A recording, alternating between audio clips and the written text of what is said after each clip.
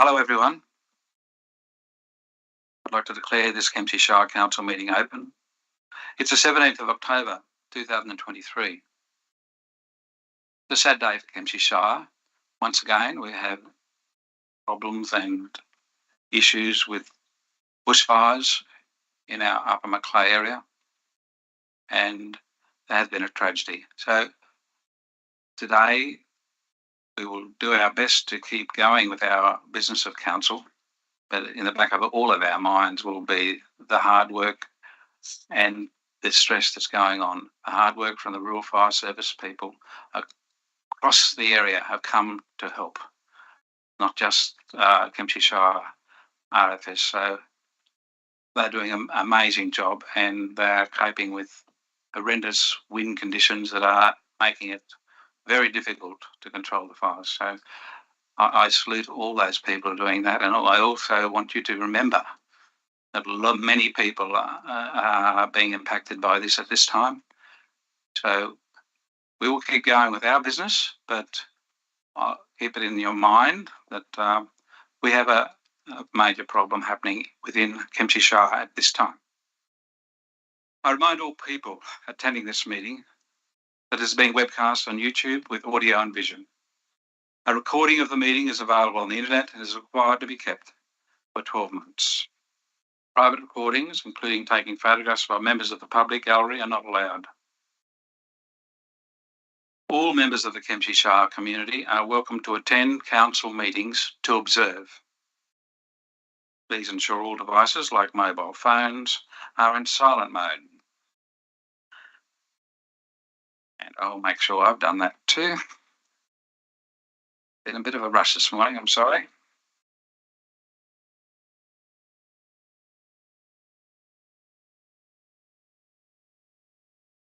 On behalf of Council, I welcome all people in the public gallery and observing live on the internet to our meeting today. Councillors in attendance, Councillor Scott Butterfield, Councillor Dean Saul, Councillor Kenny Ring, and Deputy Mayor and Councillor Kerry Riddington. I also have two special councillors here, in that we have Councillor Arthur Bain, who spent 14 hours on the fire front yesterday. I thank you especially for being here today. And I also salute Councillor Alexandra Wyatt, because in the last month she's received the National Service Medal for her work. So we've got special people all around our council area and council staff. I salute all of them. And we have two absent councillors, and we'll get to that in apologies in a moment. Councillors' staff in attendance are Mr. Phil Moore, Group Manager, Strategic and Asset Planning, Mr. Stephen Mitchell, Acting General Manager, Mr. Mick Turnbull, Acting Group Manager, Governance and Information Services, Sian Hunter, Governance Officer, and Mr. Daniel Thorogood, Acting Director, Corporate and Commercial. We'll get some apologies in a moment. The core of this meeting is democratic decision making for the betterment of our Kempsey Shire community. Over the last weeks, there have been the democratic voting on the Voice to Parliament referendum, which, when the votes were tallied, it was defeated. We should accept the decision of the Australian people. I do not accept that some people were told to vote no if they did not know. If you do not know in our democratic system, you should find out. For many people in our Shire who voted yes, especially our local Aboriginal people, they are disappointed in the outcome. We should now look to the future and put this event in the history page of our life, and all work together to overcome disadvantages. With that, we'll now commence the meeting, and I'm asking Councillor Dean Saul if he would give us the opening prayer, please. Thank you, Mr. Mayor. Mr. Mayor, I think it's very fitting after this morning's news about the loss of life last night that I'd like to recite, please, the Lord's Prayer. Our Father in heaven, hallowed be your name. Your kingdom come, your will be done on earth as in heaven. Give us today our daily bread. Forgive us our sins as we forgive those who sin against us. Lead us not in temptation, but deliver us from evil. For the kingdom, the power, and the glory are yours, now and forever. Amen. Amen. Thank you, Councillor Saul. I'll do an acknowledgement of country. Some people get confused. It's not acknowledging the country of Australia, it's acknowledging the tribal lands of the Dunghutti people. Kempsey Shire Council acknowledges the land of the Dunghutti Nation. We will pay respects to elders past and present. We acknowledge the role of emerging leaders to continue to guide us in the future. We also acknowledge any other Aboriginal and Torres Strait Islander people with us today. I'll now ask Councillor Kerry Riddington and Deputy Mayor if she'll do acknowledgement of servicemen, women and families, please. Thank you, Mr Mayor. Council acknowledges the sacrifices made by Australian servicemen and women, and of course their families in particular, and those who gave their lives in the defence of the freedoms we enjoy today. Thank you, Councillor Riddington. I'll now like to acknowledge a very special person in our community, and that is Mrs. Mad Simon. I'm glad that today we have her son, John Simon, in the gallery, and she is just celebrating her 100th birthday. And so I'd like to read out a letter I wrote to Mrs. Simon. Dear Madge, on behalf of the Kempsey Shire community, it is my honour to pass on my heartfelt congratulations to you on reaching your 100th birthday on the 3rd of November. We pay tribute to the many contributions you have made and to the many lives you have touched over the past 100 years. Your long life could be attributed to living beside the mighty Macleay River and here in our wonderful, healthy environment. Please accept my personal best wishes on such an incredible milestone. I expect you'll have a happy birthday with family and friends to share many wonderful memories. We welcome you to the Centenarian Club and wish continued good health and happiness. And I sign that letter on behalf of Kempsey Council.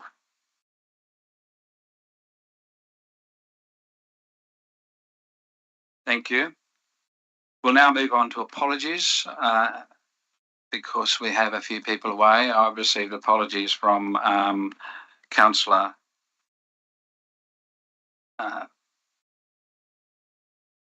Anthony Patterson, or to the General Manager, and also to Councillor Simon Ferguson. Both of them have very good reasons to be away today. Are there any other apologies that you know of? I think we have one from Mr. Wes Trotter. Yeah, you better get a motion. Right. We need Mr. Trotter's away dealing with issues too related to the 6 circumstances we now face. We have a motion to accept those apologies, please. Councillor Saul. Seconder, please. Councillor Butterfield. Any dissent? No dissent. Apologies accepted. We now move to confirmation of minutes.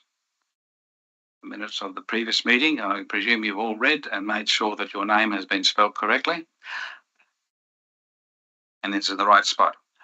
Could we have a mover, please, for the minutes of the ordinary meeting of Kempsey Shire Council dated the 19th of September 2023 be confirmed?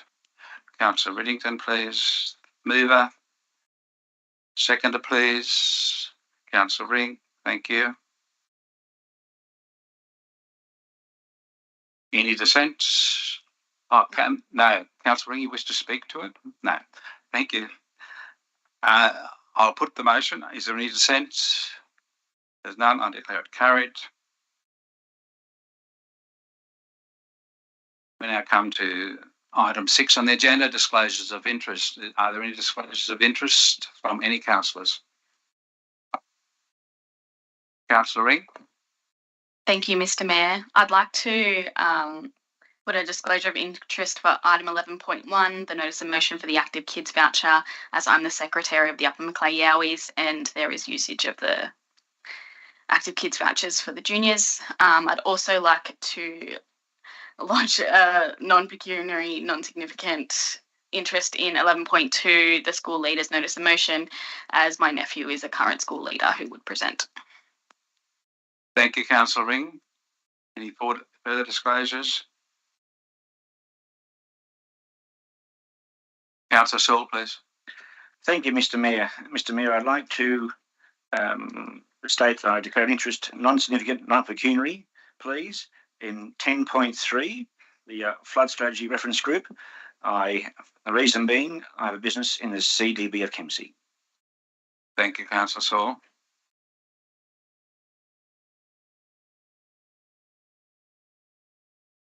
No other declarations? We now move on to items passed by exception, such as on page 8 of the agenda. I'll get some advice from Mr. Thorogood on 10.4, please. Thank you. Through you, Mr. Mayor.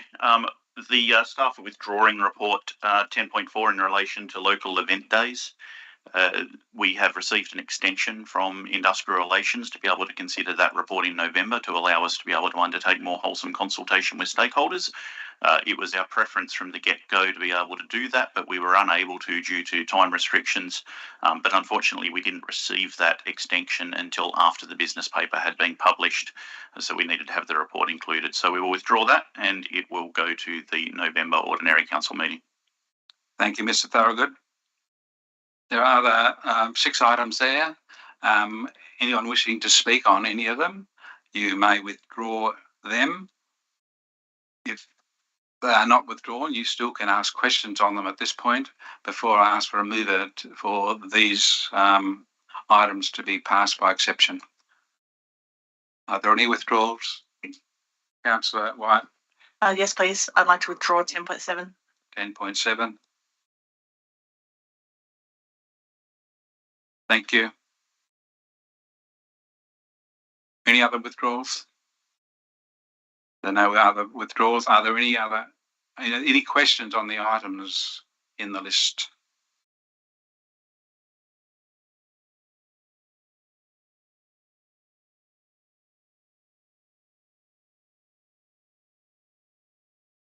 No questions. I'll now ask for a mover, please. Councillor Saul. Seconder, please. Councillor Butterfield. Is there any dissent? No dissent. Declare those items all passed by exception. Item 8, the Merrill minutes. There is a Merrill minute in the confidential section of the meeting.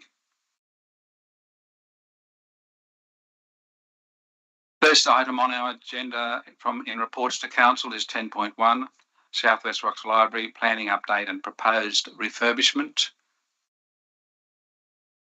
All councillors have read this, I would hope, and I hope someone was prepared to move it. Councillor Bain, thank you.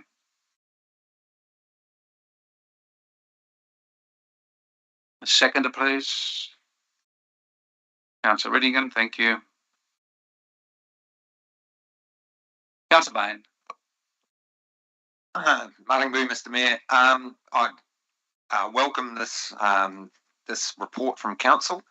The importance of the library and the community hub is stressed, and it has been a very long and ongoing issue. I'm also very pleased to note that the result of investigations has shown that a council-owned and operated building on council land is the best option, which I fully support. That public ownership of such an important site. It is unfortunate that it's going to that we're going to have to change that plan, but that's the reality of the financial situation. And the refurbishment is a great idea. I'm actually not sure if I can. This is a result of meeting with people living with dementia and their supporters, is that there's a request from them that they would be included in any preparation of a design, as there are certain elements of design that are important to make facilities accessible to people living with dementia. So I highly recommend this resolution to my colleagues, and I hope that we can support it, and I hope that we can find some grant funding and build a great, fantastic library in the future, but something that will be better fit for purpose in the short term. Thank you. Thank you, Councillor Bain. Councillor Riddington, please. Thank you, Mr. Mayor. Thank you, Councillor Bain. I support your comments. As we all know, coming from South West Rocks, this has been a very, very important issue to a lot of people in South West Rocks, including our seniors groups. It is disappointing that we cannot, at this time of financial constraints, proceed with the plan and draw up a design on council-owned land. I'm really pleased that that piece of land came out in the wash to be the nominated piece of land. It's good. We can get a refurbished library facility, and I'd like to second Councillor Bain's wishes about people with dementia and also access. And I think this is a much better and a much more financially viable plan at this point in time. I look forward to a point in time where we will have the South West Rocks Library and Community Hub, and the council, I know, will be searching around for grants and see what we can do. But across our state, across our council, we are all worried about our financial sustainability in the future, and I commend this motion and report. Thank you. Thank you, Councillor Riddington. Councillor White, please. Yeah, yep. I just want to acknowledge that that's not the outcome that lovers of South West Rocks Library had expected either. And yeah, libraries are a wonderful place. I'm a regular user of the library since I work from home. It's a great space. I just want to ask a question, please, in regards to, so we confirmed that $485,000 was allocated and the works required is around about 185. So there's 80 that has also been allocated. So we need another 105. That's the first part of the question. That you want to confirm that? Yeah. Yep, I can confirm that. Yeah.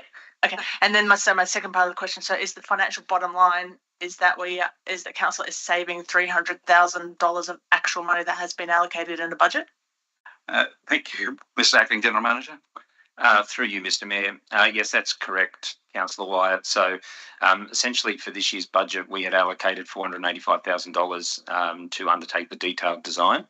And separate to that, we had also included $80,000 of capital expenditure to do some minor refurb of the existing library facility in South West Rocks to address it whilst we undertook that detailed design and made decisions longer term about the library and community centre for South West Rocks. The changes that are included in the report that's in front of you and in the recommendation essentially removes that $485,000 and essentially then also requests an additional $105,000 to be added to the $80,000, so that we've got $185,000 in total to undertake a better refurb of the existing facility, which will enable us to sort of do new paint, both painting, internal and externally, new carpet, air conditioning. We're going to move the counter, make it more functional with the limited space that's there. But the net of those amounts will represent cash that won't be spent this year. And obviously, given our financial position that's well known, we'll sort of go back into our general reserves and then offset other expenditures. Thank you. No further questions. Councillor Wyatt, thank you. Any further comments? Oh, Councillor Sewell, you were on my list. I apologise. Thank you, Mr. Mayor. Mr. Mayor, yes, it's regrettable that we can't proceed at this stage. It has to be postponed to a future date when we can receive enough funds from government to proceed with a good building that the Rocks deserves for the community and those that use the facilities there. Mr. Mayor, also, through yourself, I'd like to pass on to the acting GM Council's thanks for such a good report by the staff. This has been a major report bringing us together.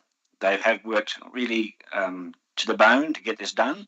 So I'd like to just pass on my thanks for those who have worked behind the scenes to get us where we are today. Thank you, Mr. Mayor. Thank you, Councillor Saul. I'd also like to support the motion before us. The history of Southwest Rocks as it expands and more people live there shows that from 1983, I think it was, the senior citizens of Southwest Rocks have been asking for a community facility, and it's been something that we've been trying to provide. It's been a very difficult task. We would like them to have a community facility, and along came the idea that we'd combine it with a new library, and that seemed to be like a fantastic move to combine both facilities in the one building. The long-term issue with this has been the cost of getting it done. It's not just a couple of dollars, it's millions to do it properly. And Council is in no position to find that sort of money.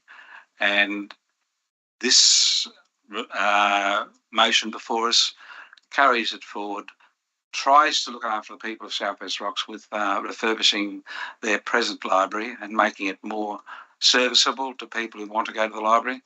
And at some point in the future, we can certainly hope that we can get funding to do a community library and community meeting place for the people of Southwest Rocks. So I too commend the motion before us. Any further debate?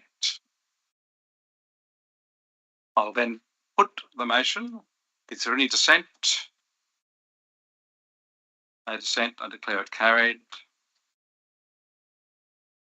We now move to 10.2, which is on page 16, and it's the planning proposal for Southwest Structure Plan, Southwest Rock Structure Plan building heights. There's a recommendation there before us. Councillor Riddington, please, would you like to move it? Yes. Do we have a seconder? Councillor Butterfield, thank you. That need to fight over who seconded. Thank you. Councillor Riddington, would you like to speak to the motion before us, please? Yes, please, Mr. Mayor. Thank you. This particular motion is one of my fulsome election priorities. I've been working with the community in Southwest Rocks, including the Voices of Southwest Rocks and other community groups, to at least get a height limit and establish height limits across the town, because we didn't have them before in certain pockets. It's very, very important that we look at the character statements of our villages and also talk to our community, which has been done in this case. I would really very much like to thank the director, Michael Jackson, and all of his staff and all of council staff for putting this proposal together, because this is so important. We are doing a review of our KLEP, our Land and Environment Plan, and that commenced on the 1st of July after a council motion. Now, that usually takes about 18 months to complete. To get this particular section in our CLEP is an outstanding achievement, and I'm very, very grateful for it. I think we need to do a lot more consultation with our community, and this has been a perfect example of it. However, people also need to be aware that in the CLEP there are certain clauses that developers or other interested parties can make application within the CLEP to vary it, and they are taken on its merits. So I really support this particular motion. This has been a long time coming for Southwest Rocks and quite an intense public, not a fight, but really push, an intense community push to get this. And I'm really, really grateful to council staff for getting this done as quickly as possible. Thank you. Thank you, Councillor Wyatt. Before I go to you, Councillor Wyatt, could I ask a question, Mr. Mitchell, on the fact that all of the heights are 8.5 metres, but 3 of them are only 11 metres, or are 11 metres, please? Through you, Mr. Mayor, yeah, my understanding in relation to that is those sites are sort of classified as CBD sites, and so similar to the heights within the CBD at Southwest Rocks have got that 11 metre height rather than the 8.5 metres. Thank you very much. Councillor Wyatt, please. Thank you. Effectively, so this NOM is bringing forward what the structure plan proposes, which was to set those height limits throughout Southwest Rocks. So this planning proposal really strengthens that what the community's expressed wishes are by actually legislating to make this happen through an amendment of the CLEP. So 100% agree with this nomination and Councillor Riddington's comments. I do have a question, please. Yes, certainly. Okay, on page 19, it's in the objectives. It just says, it is intended to stage the implementation of the Kempsey CLEP amendments identified in the Southwest Rocks Structure Plan. Land parcels identified for zoning and building height amendments will be addressed in subsequent planning proposals. Can you just explain this in relation to A? So the preparation of the new CLEP, which I understand is to commence this financial year. So does that mean that is there another intended planning proposal to be prepared prior to the implementation of the new CLEP? Through you, Mr. Mayor. Mr. Moore, thank you. Through you, Mr. Mayor, with regard to that, the actual process with regard to reviewing the CLEP requires us to do planning proposal. So it refers to that. So this actual planning proposal only refers to land which has no current height limits. Okay. So the rest of the issues, changes in the structure plan will be addressed through the Kempsey local environment plan changes. Okay, thank you. Thank you, Councillor Wyatt. Thank you, Mr. Moore. Any further questions? Councillor Saul. Thank you, Mr. Mayor. Mr. Mayor, I am concerned about this actual proposal. Mr. Mayor, the reason being, in social media, the Premier himself has said several times, that the only way is up for the future of housing. We can't go wider, we have to go up. Now, Southwest Rocks is landlocked, as we are aware, and land is very scarce. So the point is, are we doing ourselves a disservice by locking this in? It's been mentioned that developers, if they wish to, may apply, but if it's no guarantee of success, they may not be bothered. Mr. Mayor, the point, just to drive that home, if I may, to councillors and staff, we do not want to deter homes for people, because in some parts, if they can't afford a home on an acreage or a home on a backyard, a unit may be the only way to have a home. So we don't want to end up tying our hands and tying council's hands by not allowing progression to have that situation where units can be built, so youngsters and even seniors can afford a home. Thank you, Mr. Mayor. Thank you, Councillor Saul. Any further speakers or another question, Councillor White? Am I allowed to make a response to that comment? Because I just wanted to, am I? He's already spoken. Sorry, you can't, sadly. Well, then ask a question then. You can ask a question of the councillors. Thank you. Yeah. The Southwest Rock, it is correct that the Southwest Rock Structure Plan went out on public display. Is it correct that the Southwest Rock Structure Plan comments came back and it said this is what the recommendation was in the structure plan? And is it correct that we as a councils adopted that Southwest Structure Plan? And is it correct that the planning proposal now implements something that has gone through quite a rigorous process to get to those decisions?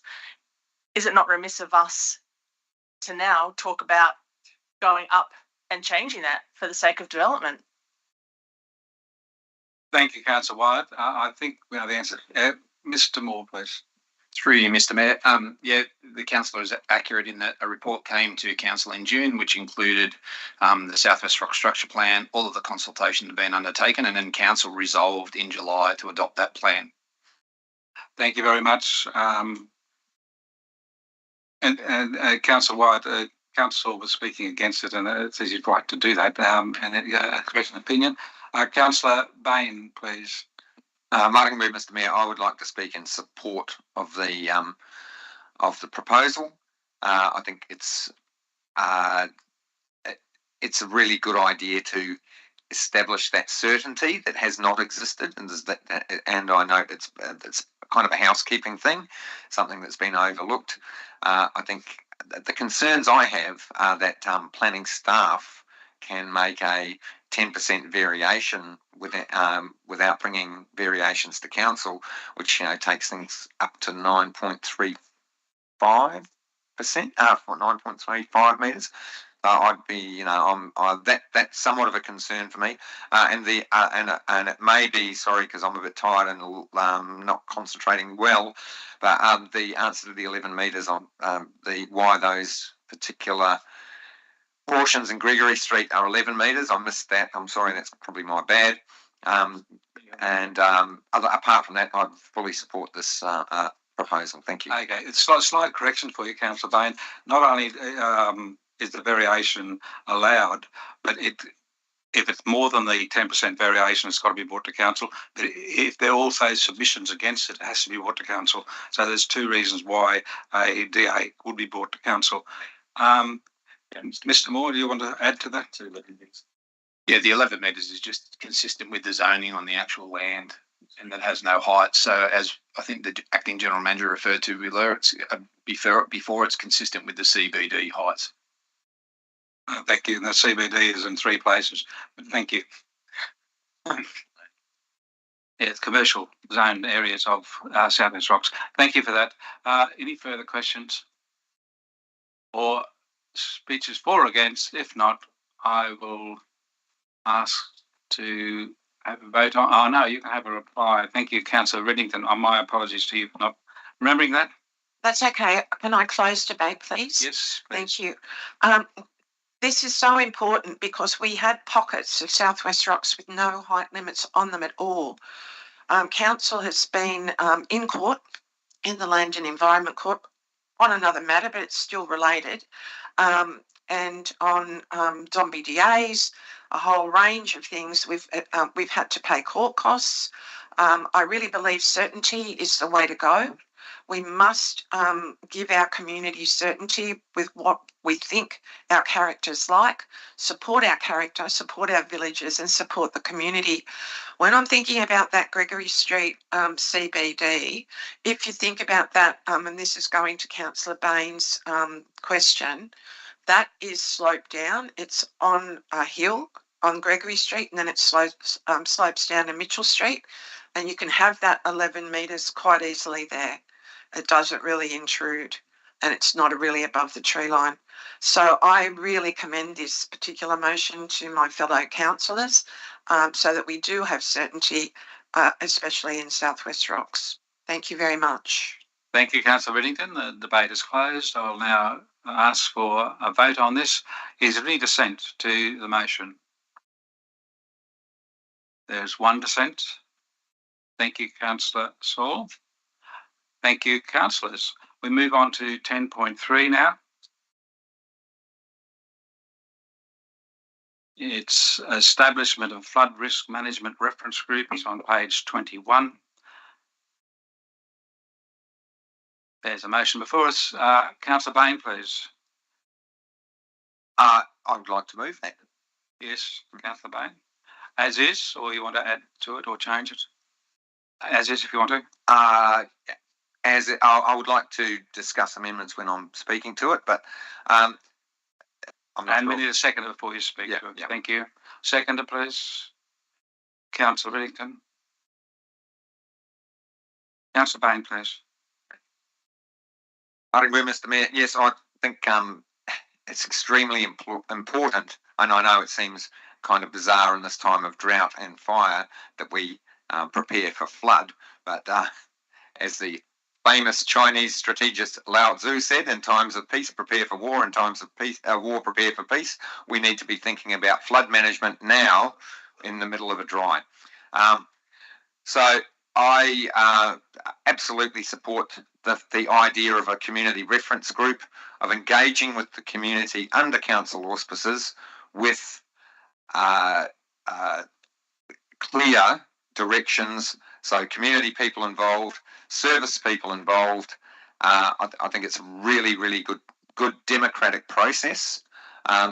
If I was to consider an amendment, I think one of the things missing in the terms of reference would be there's no sort of process for appointing a chair. So I would think that having an elected councillor, but also having the not electing, but allowing for the mayor to be the chair of that committee would be probably a good process.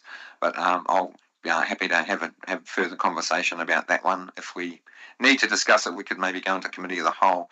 But at this point, I think it's a strong idea that I fully support this community engagement and listening to the community in developing a flood risk management reference group. Thank you.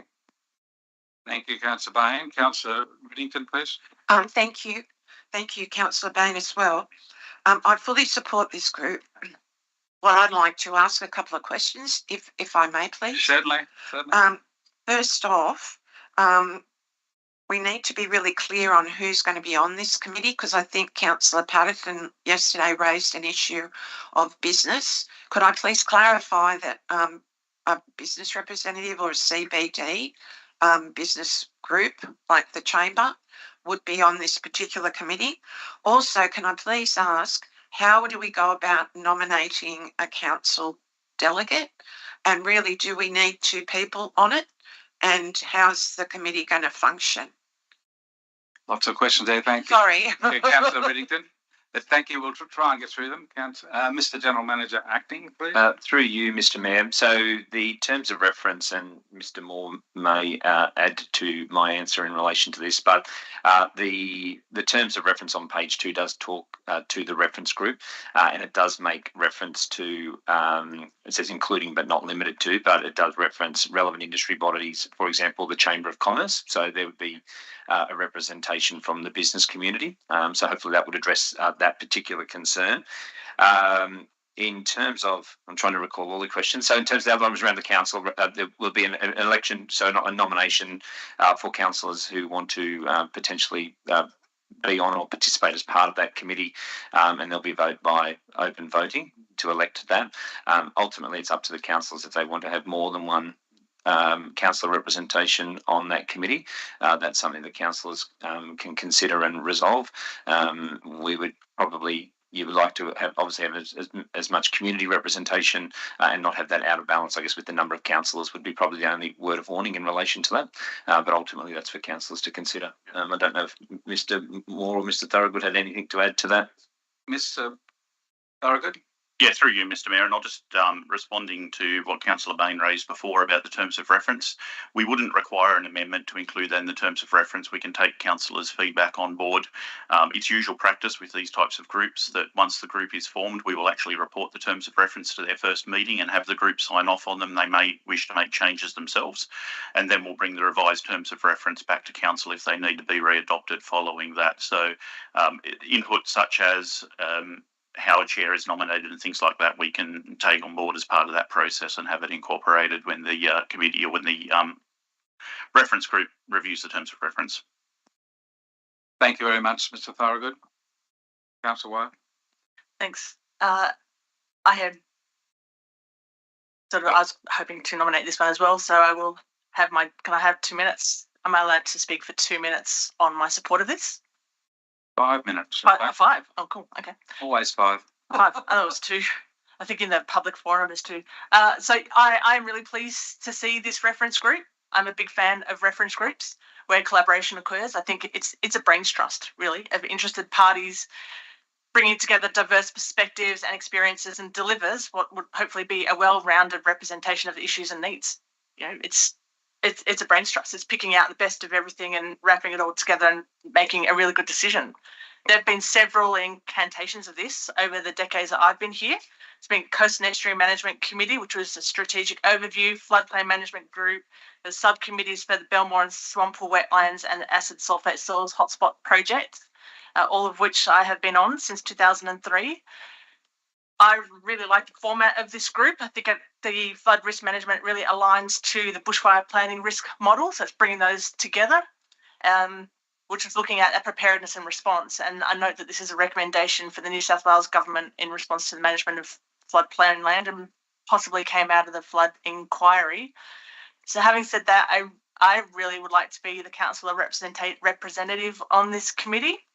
The structure diagram there sort of has, there'll be a combination of skills and knowledge required in terms of like science and incident management, animal welfare, biosecurity, agricultural economics, planning laws, fisheries, flood management infrastructure, response recovery, all those kind of things. I have a really good detailed knowledge of the Macleay River floodplain through my work as in land management, but also as in environmental science and geomorphology. The groups that I was on have already prepared the Macleay River Estuary Management Plan, Saltwater Creek Catchment Plan, Kinchler Creek Catchment Plan, Corroboree Catchment Plan. Lots of data, lots of community consultation have gone out with that. There's 180 kilometres of flood drains out on the Macleay, created from the 1920s to the 1940s. They bring with itself a lot of issues. They were designed to manage water flows and water inundation during the floodplain events, but because of the historical nature of it, they're quite complex. We know that the floodplain is quite modified in terms of wetlands and back swamps. There's at least 4 threatened ecological communities out there. It's hugely significant for Aboriginal people. In fact, the Golden Hole up at Clybucka there is one of the largest middens on the east coast.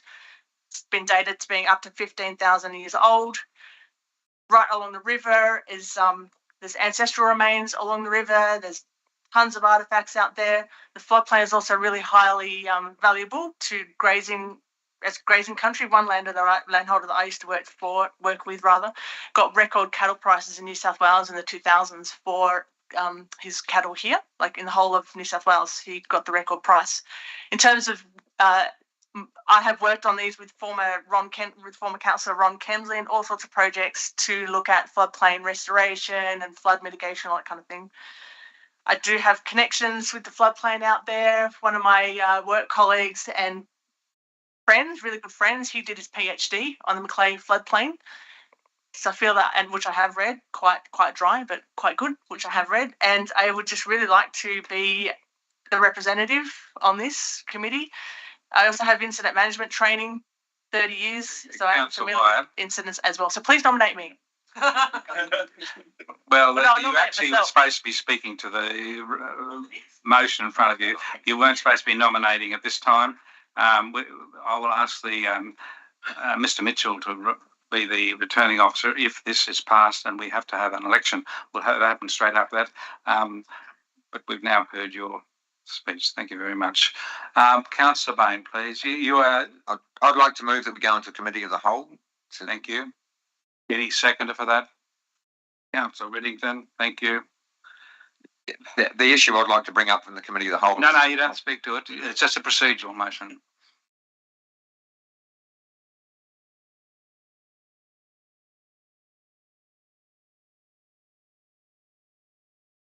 Any dissent on moving into the committee of the whole?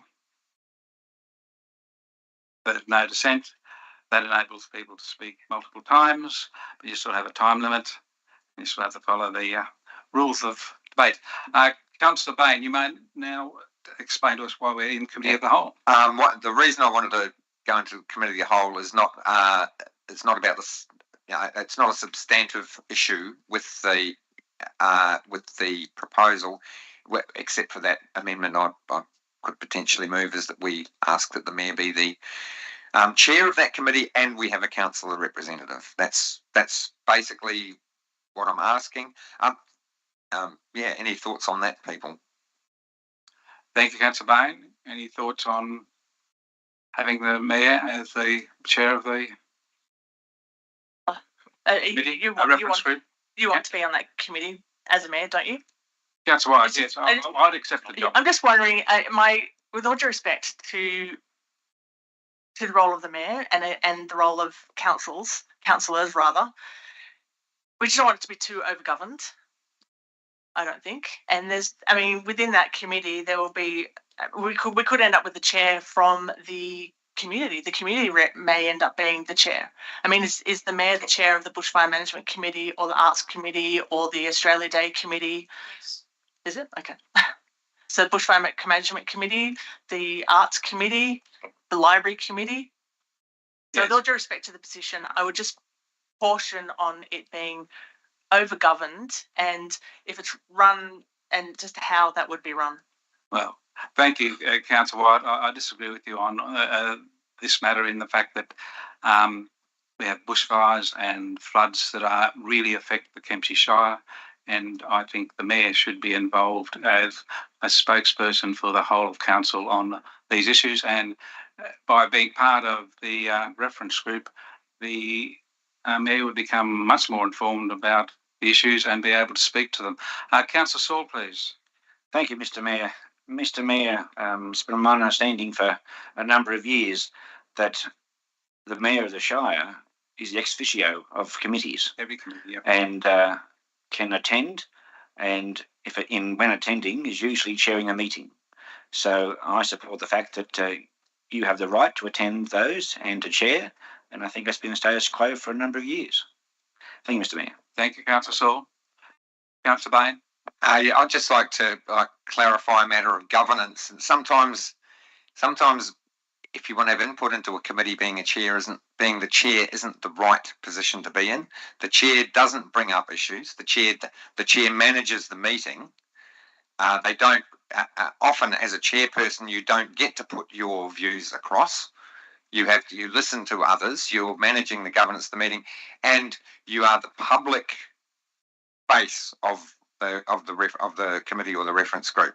In that you speak for. I think it says in the terms of reference that the chair will make those decisions. So my thought would be it is absolutely not meant to replace a very skilled and aware council representative, but I'm just putting it out there. And I thank you, Councillor Saul, for your input into. I hadn't understood that ex officio chair role already exists in precedent. Thank you. Thank you, Councillor Bain. I've just got some advice from Councillor Mr. Thorogood that there's only a slight amendment needed to do that. Item 3 would be Mayor as the chairperson and council-elects a councillor delegate. So that's all it would take to change the amendment or the motion. Any further input from anyone? Could we do a straw poll on that before we go back into open council? Yep. So sure can. Councillor Ring, were you going to say something first? No? I just want a clarification on the Bushfire Committee. Do you chair that? No. No, I don't. Okay. It's not a committee of council or reference group of council. But we do have a representative on there. And who's the representative on there? Councillor Bain. The Bushfire Management Committee is not a committee of council. However, I am a council representative on that, and as such, I chair that committee. This is reference group. But also, Councillor Ferguson is an alternate delegate, and attends regularly. Yeah. Thank you very much. Just to clarify there, Councillor Ring, this reference group is not a committee of council. It's a reference group, but it's set up by council. So that's why it's possible to have people elected onto it from our council meeting. Okay. Yeah, that's fine. I just was trying to understand your argument of you wanting to be kind of overseeing the fact that we had lots of natural disasters. So I just wondered if you were wanting to chair the Floods Committee, would you also not want to have significant involvement in the Bushfire Committee as well? No, I don't. Thank you. There's only so many committees can be. Councillor Bain again. Yeah. I provide fairly detailed reports every 3 months on what happens in the Bushfire Management Committee, and I hope that those reports keep the Mayor and councillors informed, and I'm always happy to answer questions to those reports when they're tabled quarterly. Thank you. Councillor Bain suggested a straw poll before we come out of committee. Who would support the amendment that's been suggested? That the mayor be the chairperson and councillor be Can I elected. just ask another question? I did have my light on. I'm not sure if you can see. No, I did not see your light. So before we have the straw poll, we'll come to you, Councillor White, and then go to the straw poll. Thank you.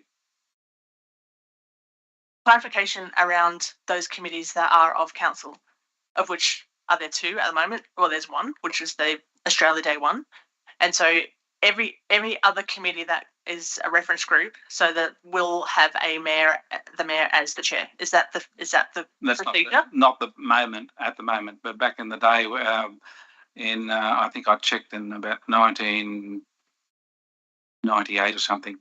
There were I think 48 committees of council. We're back to 2. Yeah. Oh, yeah, for sure. No, I'm just saying if we adopt this, then rather than just adopt it for this one, whatever the outcome, it's got to be applied consistently. Because I have been on some of these committees before, and one of them had a mayor, one of them others didn't, but they were committees of council. But I think whatever the decision is, it's just got to be applied consistently. Thank you. So if there are reference committees of council, then the mayor is the mayor is the chair. Full stop for everyone. Well, we're not actually establishing that opinion at the moment, but if you wanted to move that as an amendment, Councillor White, that is possible. But there's not too many that we would have to do. I think we could deal with it ad hoc, but that's my opinion. It's up to you. So the straw poll on behalf of Councillor Bain, how many people think that that amendment would be worth having and that the mayor be on the...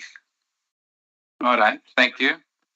So when we come out of committee of the whole, you could add that in, Councillor Bain, if you like.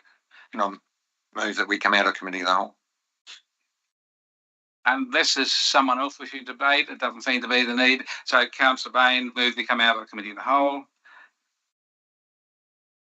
Seconder, please. Councillor Saul.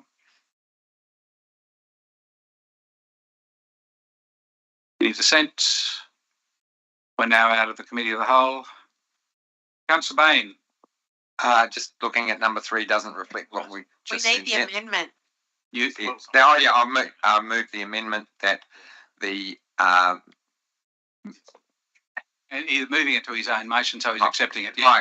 Yeah. Okay. So the words would be that the mayor is appointed as the chair of the committee, and a councillor is elected as a delegate. Sorry, not the committee, to the flood reference. Yeah, flood risk management reference group. Elected in open voting. Excuse me for butting in. Yeah. Thank you. Yeah, the words that were there originally, an open voting, yes. We'll just wait till those words get adapted on the screen for everyone to know what we're voting on, please.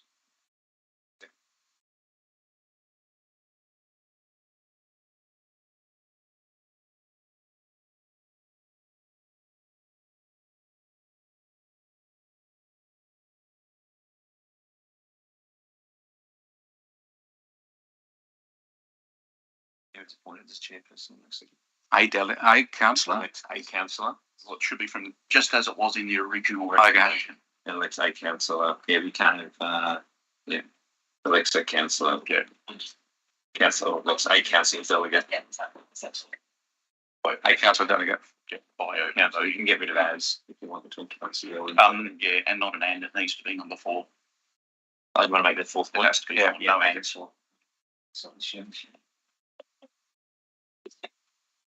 So we have a new point number 4. Yeah. He should be up there.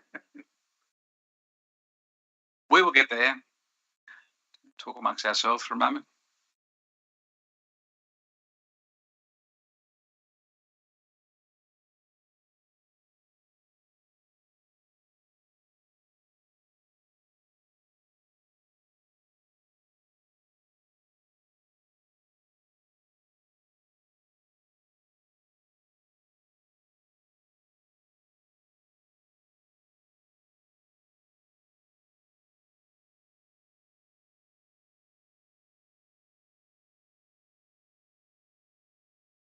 may I ask a question? Yes, while we're waiting, for sure, Councillor Bain.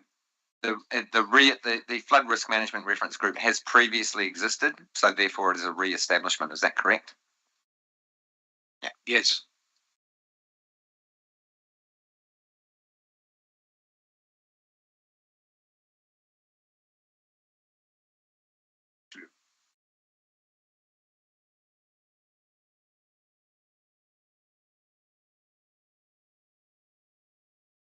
Yeah, so it says that council. Lovely. Yes.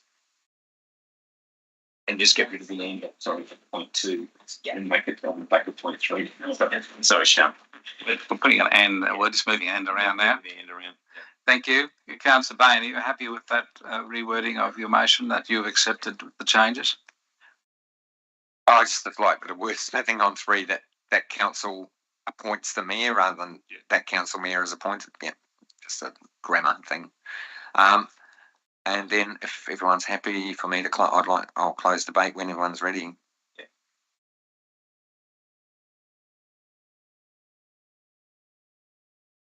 You can, sorry, you got council twice. This week, council with the council. So really.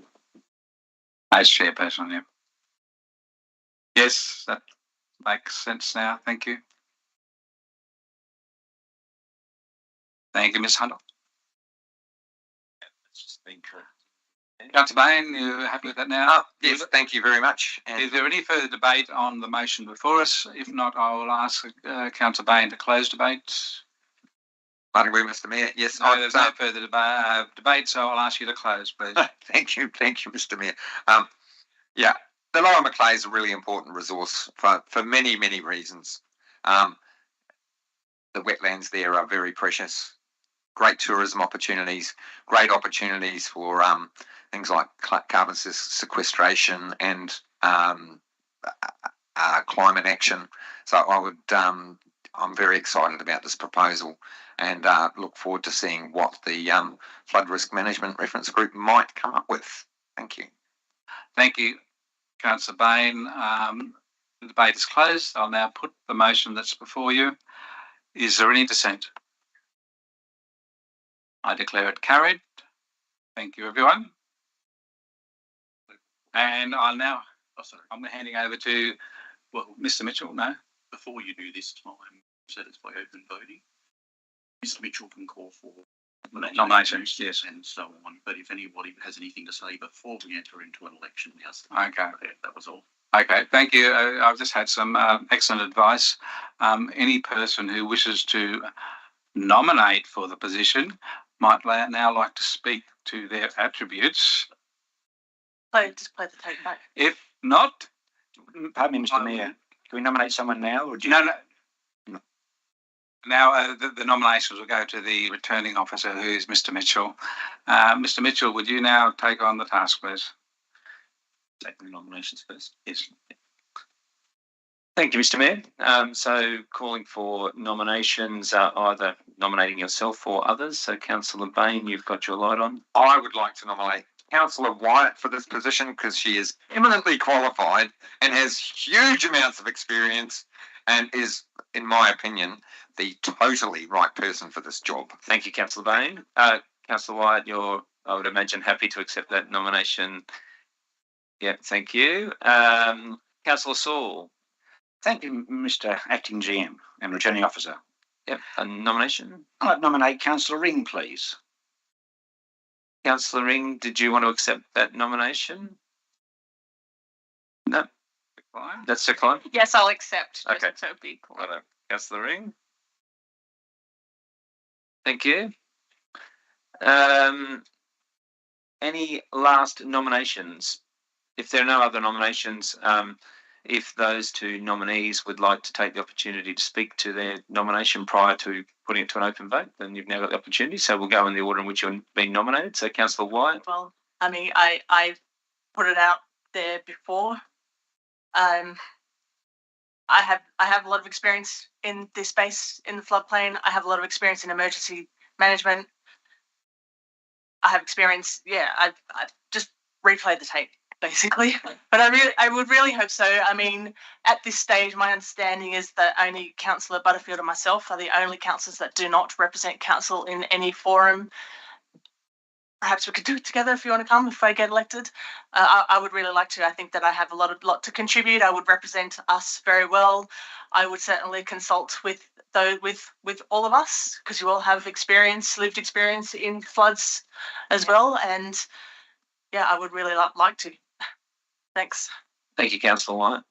Councillor Ring? I have nothing to say. Thank you. Okay, thank you. So we'll do this just by open voting, which is familiar to everyone, just a show of hands. Again, we'll take votes in order of the way the nominations received. So if you could clearly raise your hands for me, so that this makes my job a little bit easier. So as Councillor White was nominated, so all those people vote, all those councillors, I should say, voting for Councillor White to be the nominated councillor representative.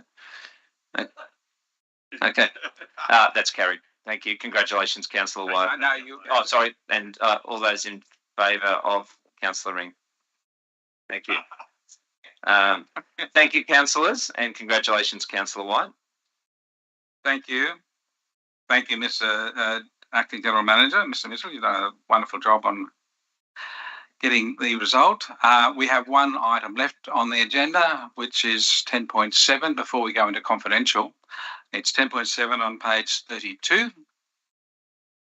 It's a statement of cash and investments, September 2023. The recommendation from staff is that Council receives and notes the report. Before we have any debate, we need a mover and a seconder, please. Move, Councillor White. And seconded by Councillor Riddington. Councillor White, you might like to speak to it or even ask some questions. Yeah, I would like a question. I'd like to ask a question. So we get this statement most council meetings, and I would just like this opportunity for the acting general manager rather, to please explain what is presented in that attachment. For where does that money come from? Is it grant money? Is it depreciation? What is it? Can you just please give us a really 101 explanation of what is in those reports, please? Yeah, thank you very much. Yes. Through you, Mr. Mayor. Yes, thank you, Councillor White. So the attachment to this report is quite detailed. It contains a significant amount of information, and a lot of it is quite technical in nature.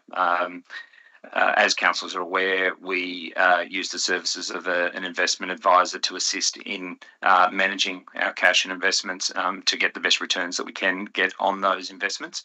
And so a lot of the information we get, a lot of the economic commentary is quite detailed, given that it comes from an external advisor. Probably what's of most interest to councils and particularly to the community is to provide some information around the level of cash investments that council has, because it's a reasonably significant amount, so $115 million as per the report this month, which was as at the 30th of September. What is important for everyone to understand is the majority of those funds are held for particular purposes, so they're what are termed externally restricted. What that means essentially is that those funds can only be used for the purposes from which they've been raised. So to give you an example, and I'll probably just quote, I've just pulled up some information from our audited financial statements from the 30th of June 2022, just because the current year financial statements haven't been finalised in terms of being audited. But at that stage, we had $105 million of cash investments, so a similar amount. And of that $95 million, of that $105 million was externally restricted. So that's funds that have either come from grants, so where we've received grant-funded money, we can't spend that on anything other than the grant for which that was provided. It relates to our water and sewer business. They are ring-fenced, and so any funds that are received or generated in relation to those two funds have to be kept in a reserve and only spent on expenditure, be it capital or operating in nature, in relation to those two funds. Developer contributions, similarly, are collected and are restricted in that they can only be used in accordance with those developer contributions distribution plans. We also have a few other reserves, things like the holiday parks reserves, which we've talked about a fair bit over the last few months, where any funds that are generated from the holiday parks can only be used or expended on the Crown reserves, which council's the Crown Land Manager. And we also have an environmental levy and a domestic waste reserve, which again has a certain amount of funds in those that can only be used for those purposes. So, as I said, just to recap, 95 of the $105 million at 30 June last year were externally restricted, and so they can only be used for those specific purposes. What that means at that point in time is we had about $10 million which had no restrictions on it. And that essentially represents council's working capital, so how we essentially run the rest of the council organisation day to day. And so that's not a large amount of money. I guess people will see the headline $105 million and think that there's an enormous amount of money there. It's a big amount, but it's used, as I said, or it has to be used for certain purposes. And so the available funds that are sitting in council's accounts or in their investments that can be used for other purposes is relatively small. Those proportions, given that we've got a similar amount at 30 September 23, as per the report that you've got in front of you, it's $115 million. That split between external restrictions and internal restrictions will not have changed substantially, right? So we know that the majority of the money that's sitting in our cash and investments at the moment, a lot of that relates to our water and sewer funds, a lot of it relates to developer contributions, our holiday parks, and very much in relation to grants, given that some of the significant grants where we've actually received the funds in advance. So that's probably the key point, I guess, in terms of making it very clear in terms of what funds have got available. And the rest of the report in detail shows how those funds have been invested by financial institution, what the yield is in relation to those. So it just gives very clear, transparent visibility around how those investment decisions or where those investments are and what the returns are that we're making in relation to those. And obviously we are working our best in conjunction with the investment advisor to get the best returns we can in relation to those. There is another, the very last page of that 40-page attachment is a graph or a chart that council staff put on the back of that report, which just shows our investment income versus budget. And it just, I guess, progressively as the year proceeds, shows how what's the returns that we're getting versus what we had forecast, and that can be can vary to budget on the basis that if the total value of what's invested changes, or if the returns in terms of for each of those investments is less or more than what we had anticipated, you may get some variation around that. Again, to provide visibility around that and the performance from an investment income perspective, we show that in that chart.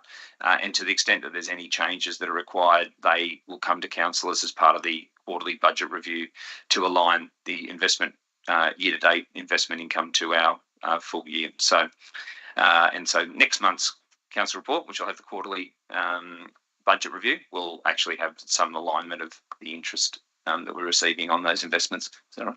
Thank you. Sure.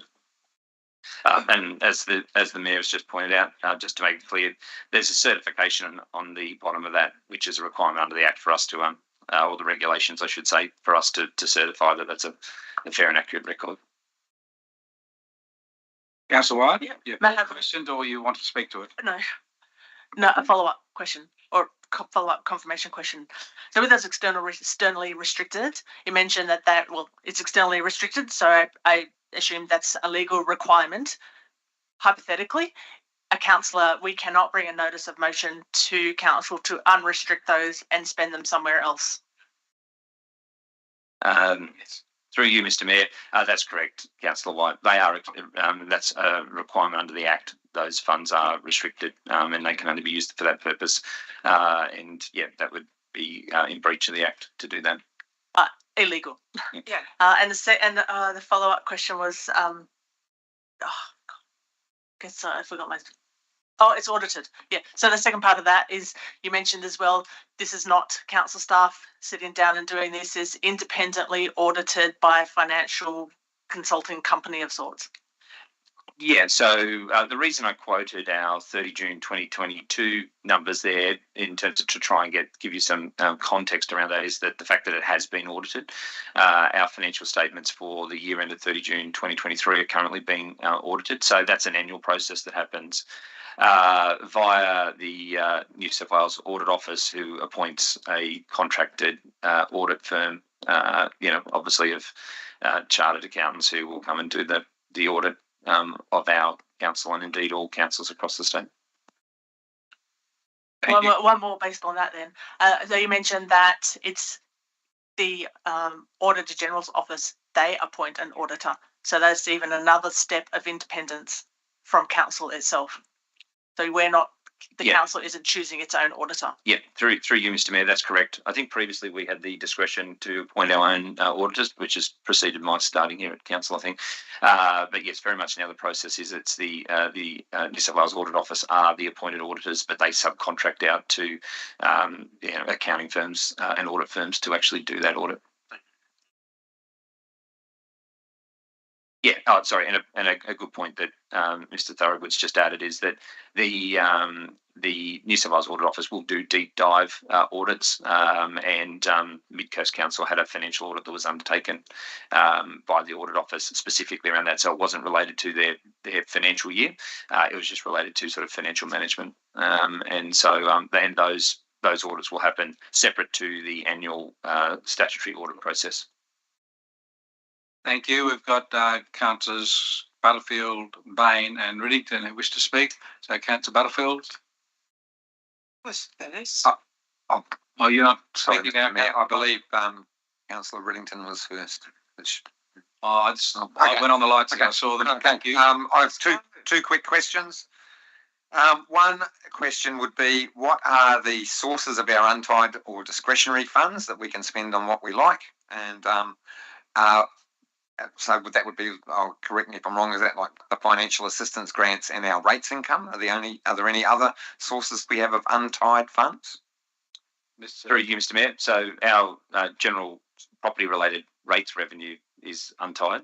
And so part of the challenge, and a lot of these conversations have been happening as part of our presentations to the community over the last couple of weeks, is to try and sort of explain that. So we do have certain levels of funding which are untied, and they can be used for general running of the council organisation and business in terms of the services that we provide.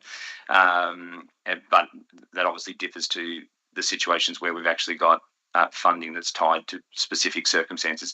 Our challenge is trying to balance off the costs of running the council organisation and delivering the services for the community versus the revenue that we've got, and particularly revenue which is untied. So those examples that I gave to you before in terms of answering Councillor Wyatt's question around the externally restricted funds that we've got, they can only be used for those purposes.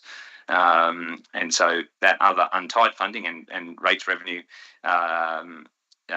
will only go so far. And so part of our challenge is to balance that as best we can.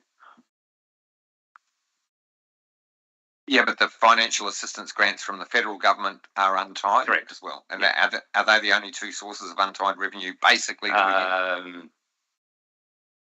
Yeah, we will raise other, so we'll have certain income in terms of from leases, so which don't have external restrictions around them. For example, as council is aware, the sale yards is one facility that we lease out, and other property leases.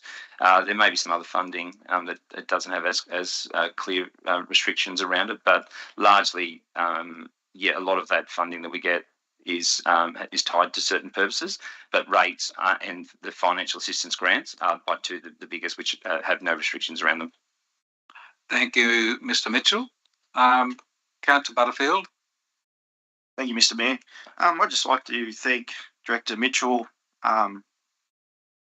with his explanation, and also Councillor White for those questions, because for myself, I think with those questions gave myself and hopefully the community a clear outline on how our money and the investments, you look at 105 million, like you said, it's a lot of money. You think, oh, council's doing all right, but when you actually understand how it's broken down, what we can use for certain things and what we're allowed to use, I think it's very, very well explained, and hopefully the community understands a little bit better. Thank Thank you. Thank you, Councillor Butterfield. Councillor Riddington, please. Thank you. I just want to kind of finish off. Thanks very much, Acting General Manager Mr. Mitchell. I'm an observer on the AREC, our internal audit with independent people on it and review committee. We look at risks. We analyse what we can do with the money we've got. We need to be really clear. There's a lot of misinformation, fake news, if you like, on social media, and it makes people frightened and it makes people anxious.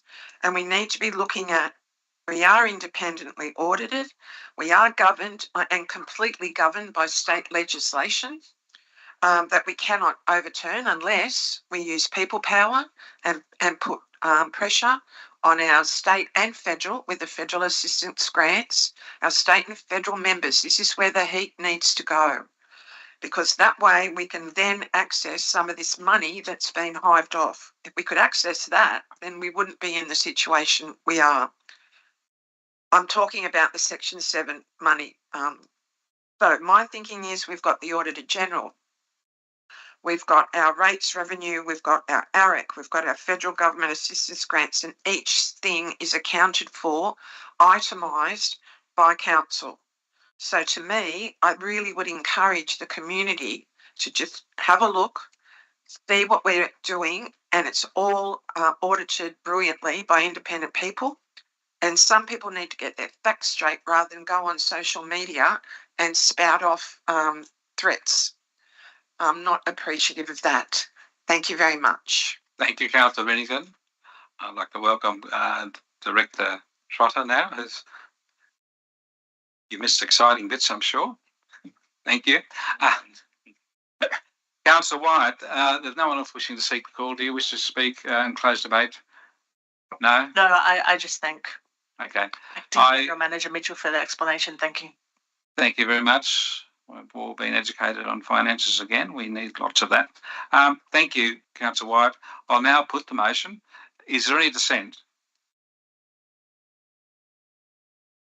Declare it carried, and I'd like to apologise to councillors and people in the gallery that we're not going into confidential yet. It's my mistake. We've got to go to the notice of motion. I made a mistake. And the first one is 11.1, notice of motion, active kids vouchers. And I'd ask Councillor Ring to move it with any possible amendments. Councillor, Mr. Camper's got a K here. Oh, Camper's got a K. Can we amend that, please? Oh, yeah. Put a K on here.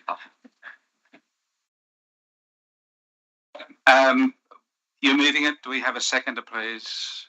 Councillor Ring, Councillor Bain, thank you.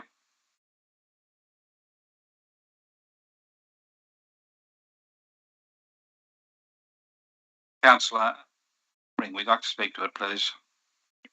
Thank you, Mr. Mayor. In the recent New South Wales budget, the active kids voucher was reduced. As I stated before, I'm the secretary of the Yowies soccer club. I'm very involved with sport, and I'm very involved with young families. And the impact of this on families, in the times of rising costs of living, $100.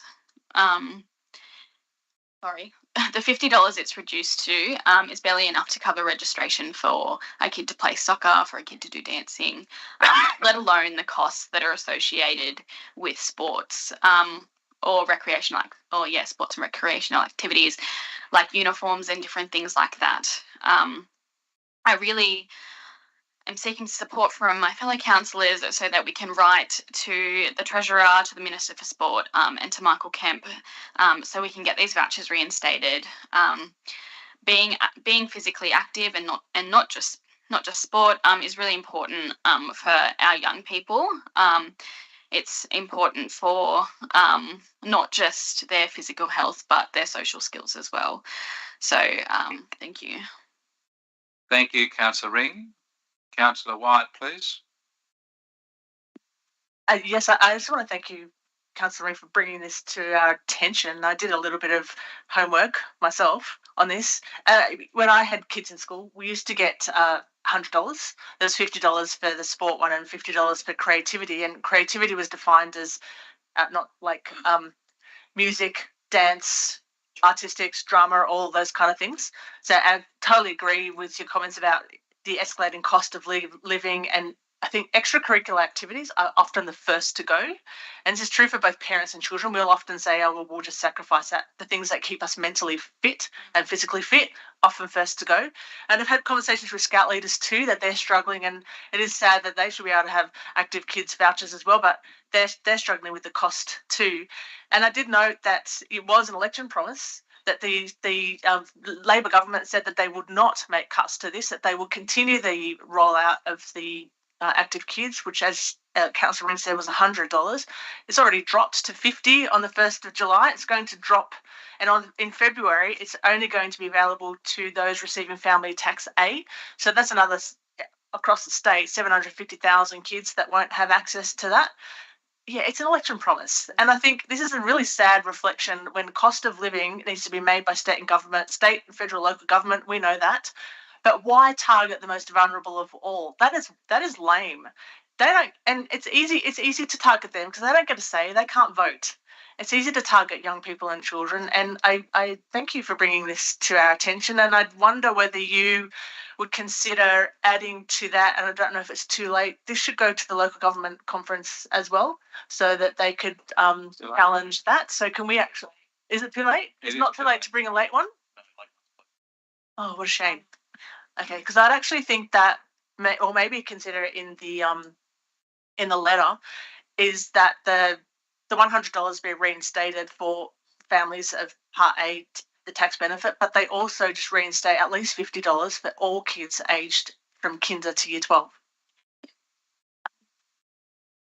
There was one possible. Did you want question? Councillor Ring to accept any of that? Well, if we, I'm speaking in support. Thanks for bringing it to our attention. And you're going to the conference, maybe you can figure out a way to try and raise it in that forum as well, because I think that's something that the whole of the state should be advocating for.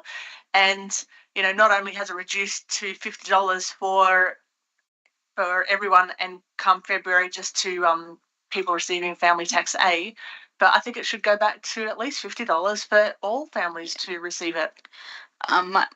I would maybe ask Mr. Mayor if he would be willing to take this to country mayors, if that be. I could certainly take it as general business to country mayors, thank you, but that meeting won't be till November, but yes, for sure.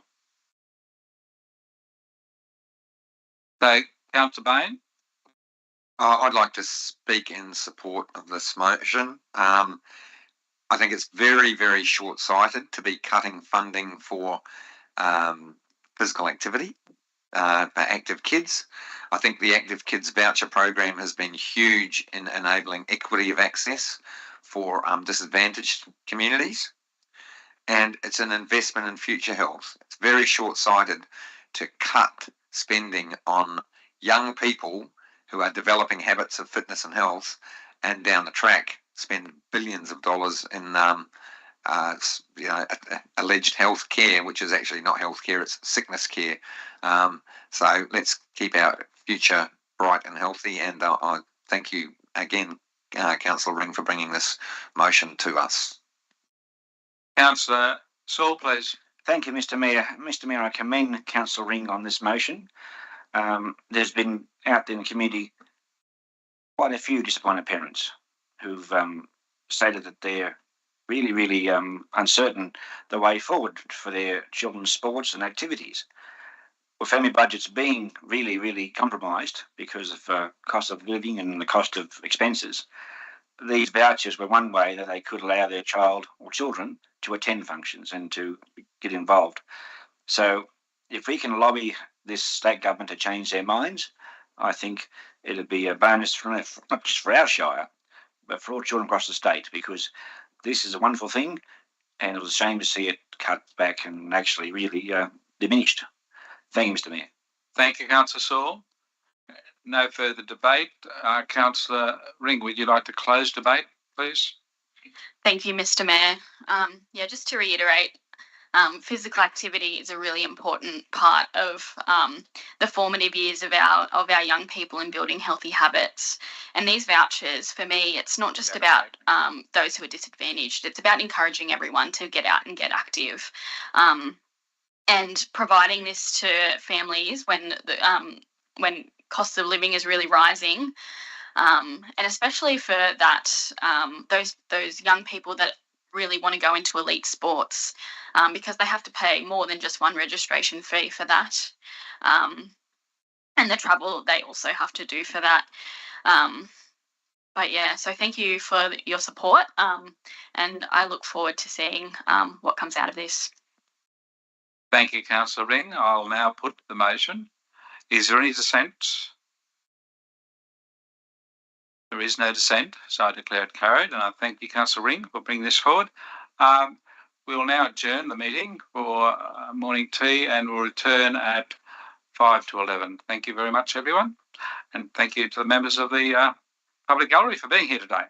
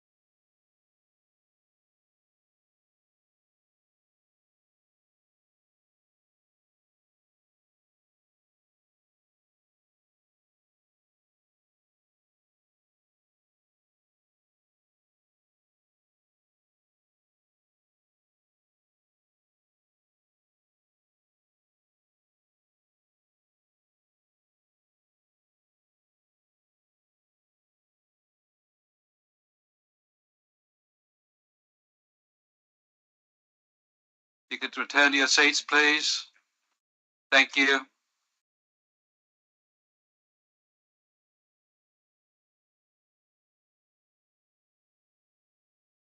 Kenny, when we move this, you've got any changes, you put them in straight up. You don't have to amend them.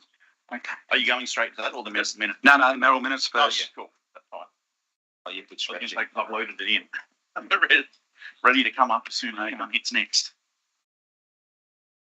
Oh, right. You stole it. Oh, there, but that, sorry. That's because I typed it in. There we go. It won't be able to do it. It's very much removed.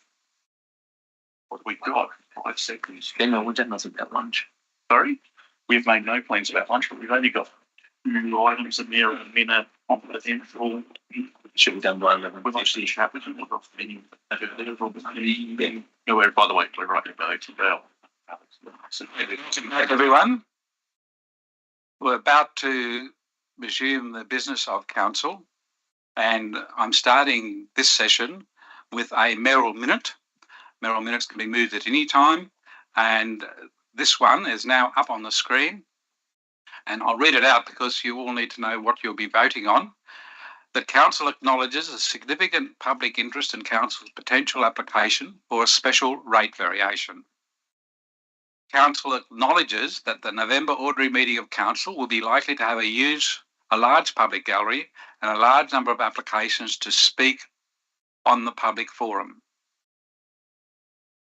Number 3, council requests that the general manager reviews a schedule for the November public forum and meeting and investigate alternative venues, and finally delegates to the general manager the power to, in consultation with the mayor, vary the schedule and location for the November public forum and ordinary meeting of council to accommodate the expected public gallery. I so move the Merrill minute as on the screen. I'll happy to have questions in a moment, but first of all, I'll speak to it. As you would know, there has been a huge interest in the possible special rate variation application that will be considered at the November meeting. We have a large number of people writing submissions, writing emails to council, and there's a high level of engagement with the issues involved in putting in a special rate variation. This motion came out of a discussion I had with the acting general manager and Mr. Thorogood, with the fact that this sort of issue was dealt with at the Bathurst Council when they realised that there would be such a large number of people coming and wanting to come to the public meeting or the public forum of council, and they moved their council meeting to a picture theatre in Bathurst, and that coped with everyone who turned up.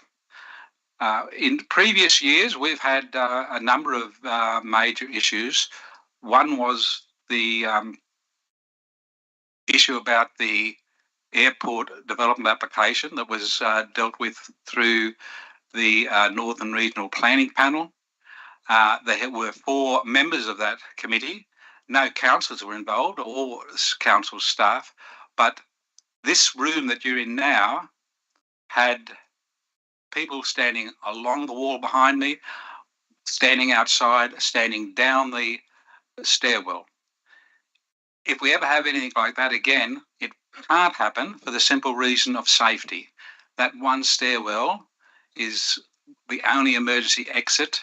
The lift could only handle 2 or 3 people, and it takes a long while to go down, so it would be a major issue. So this Merrill minute is actually putting to the general manager and his senior staff, of course, to take the full consideration of what may happen at the November meeting and look at finding a safe venue and a place that the public can attend if they wish. Council always welcomes people to attend and observe the workings of council.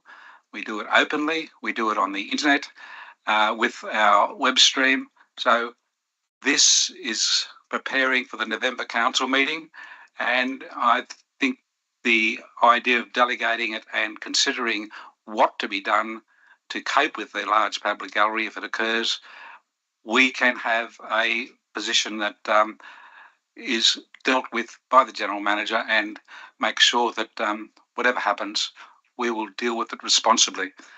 So I commend the mayoral minute to you all, and if anyone has anything to say or add to that, I now welcome that.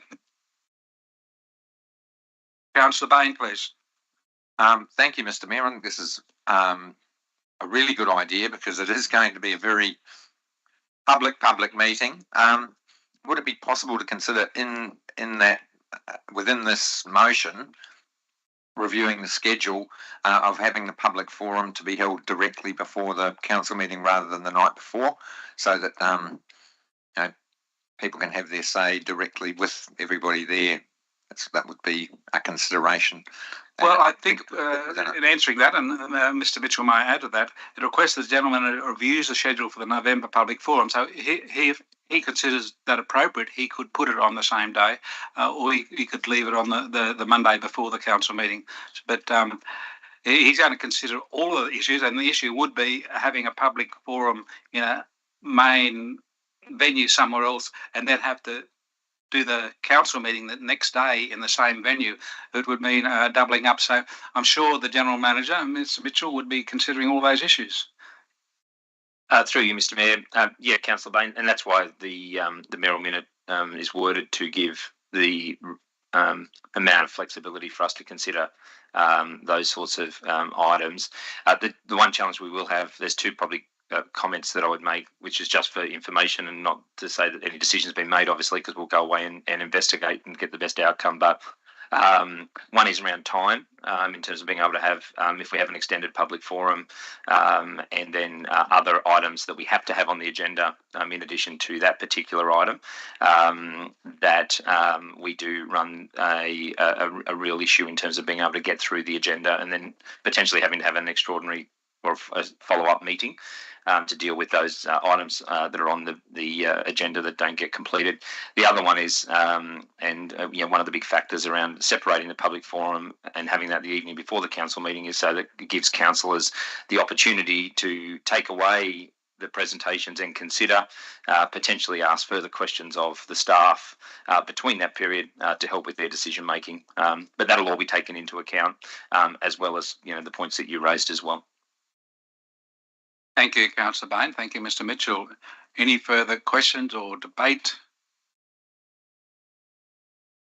Your light's on, Mr. Councillor Bain. Thank you, Mr. Mayor. Another question would be, and sorry to, maybe this is wrong to bring this one up again, but would it be possible that we had more, if we're using a different venue, of having better video of the meeting, so that in terms of transparency of seeing how councillors make decisions, if the cost isn't too prohibitive?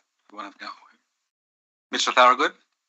Yeah, through you, Mr. Mayor. Obviously, what precisely the video looks like is going to depend on the capabilities of the venue that gets selected, but it is likely that the live stream of that event would likely be taken from a single fixed camera pointing at the room and stream from that. So it would be a different video stream than what we see in the room here. We don't have the same technology when we go mobile that we have here. Thank you. So I guess that will be considered by the General Manager and senior staff when they consider this, Councillor Bain. Councillor Wyatt, please.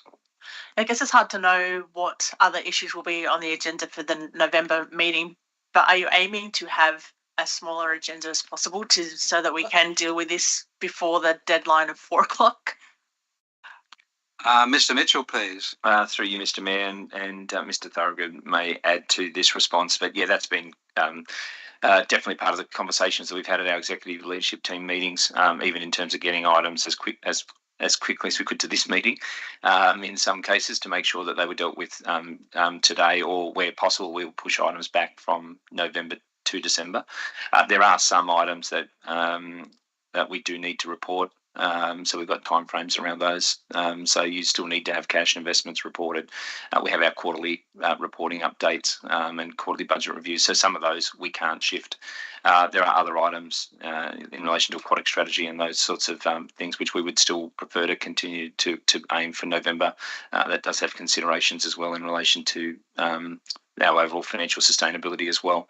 But we are trying to manage that agenda as best as we can. And part of that will obviously be consideration of what goes in the consensus motion, which obviously is then up to councils if they want to withdraw that. But there are ways of actually speeding through the agenda in a more expedient manner as well. Thank you, Mr. Mitchell. We'll possibly have a large agenda and we might work through to 4 p.m, but we can't go past 4 p.m. So hopefully we'll work with the agenda efficiently. Thank you. That question. Are there any further comments or questions on the Merrill Minute? Thank you. If not, I'll close debate and I'll put it to councillors.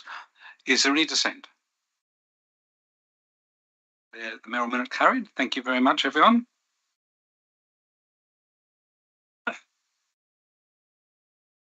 I'm now going to go to a claim of misrepresentation. At the last council meeting, I believe I was misrepresented, and I'd now like to make a statement to that. According to section 9.23 of the Code of Meeting Practice, any councillor, including me, can claim to be misrepresented or misunderstood. This occurred in item 10.1 of the September meeting, which was about the election of a deputy mayor. I believe I was misrepresented in a claim that I should have offered the then Deputy Mayor an opportunity to chair a council meeting. At the time, I remember stating that I had not been asked for that to happen. Since that meeting, I've undertaken research.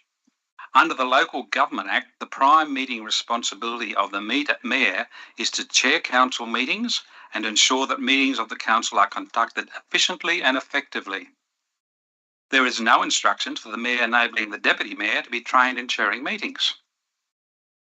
During my time as a councillor before the 2021 local government elections, there was no time that the previous Mayor attended a council meeting with the Deputy Mayor chairing the full meeting. I'd like to finalise my clarification of this misrepresentation by stating that there is no requirement for the Mayor to train the Deputy Mayor in chairing meetings. But I certainly will be trying to do that. But I just like to clarify that that is what my research tells me. Thank you very much. We now come to 11.2, Notice of Motion from Councillor Ring, School Leaders Presentation. And I'd ask Councillor Ring, would you like to move this? Move. Councillor Ring. Do we have a seconder? Councillor Riddington. Councillor Ring, please. Thank you, Mr. Mayor. When I was a school captain, in my experience, we got to, really engage with New South Wales Parliament and the Governor of New South Wales. And we also, did a lot of engagement with our school, but I guess engagement with community and I guess local government council was really, really limited. And I think that council really represents an exciting opportunity to make a local impact in your local community. And for these, for the students who have just been elected as school captain, I think while they're excited and while they have, the really big privilege of leading their school, I think it would be really fantastic for them to come and engage with their locally elected leaders.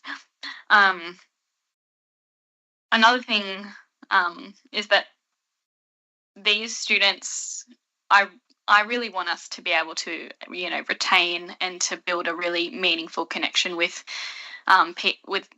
those students.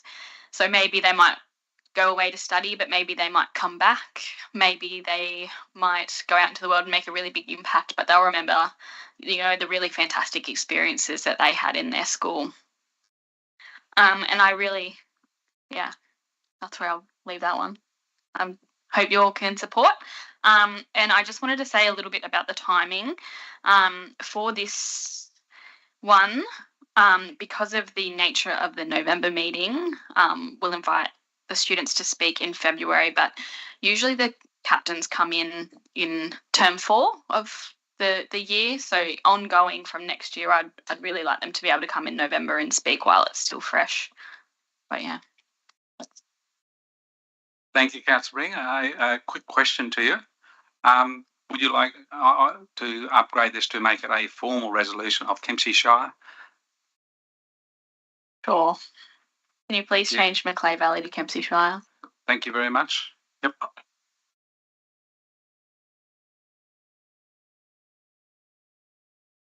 And another question from me, I'd love to know, how do you envisage the topics that they would be speaking on? Or would there be an instruction or a meeting of these councillors, these captains and vice captains first to try and get them online with some possible topics? Have you had any thoughts on that? Yeah, I think there would be parameters in which they would speak, and then it would be good to have a workshop with them to speaking with some of the principals and deputies. They would like to have like a little workshop where the mayor or someone could give them maybe a topic, and or something like that. Thank you. I'd have to ask Mr. Mitchell, do you think there should be something in this about topics in the motion, or just leave that to council? Because it says council's doing this. Through you, Mr. Mayor, I think that can be left to council, to be honest, in terms of the organisation of that. I don't think we need to be too specific in terms of things may change between now and then.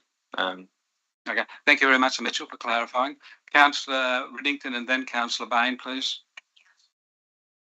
Oh, Councillor, I didn't see your line. To see. Thank you. Councillor Riddington, Councillor Bain, and then Councillor White. Thank you. Thank you very much, Mr. Mayor, and thank you, Councillor Ring, for putting this motion up. I commend you for that. It was, again, one of my election platforms, but I think you are the perfect person to do this with your access and youth, and especially I congratulate your nephew. I think that's wonderful, and you must be very proud.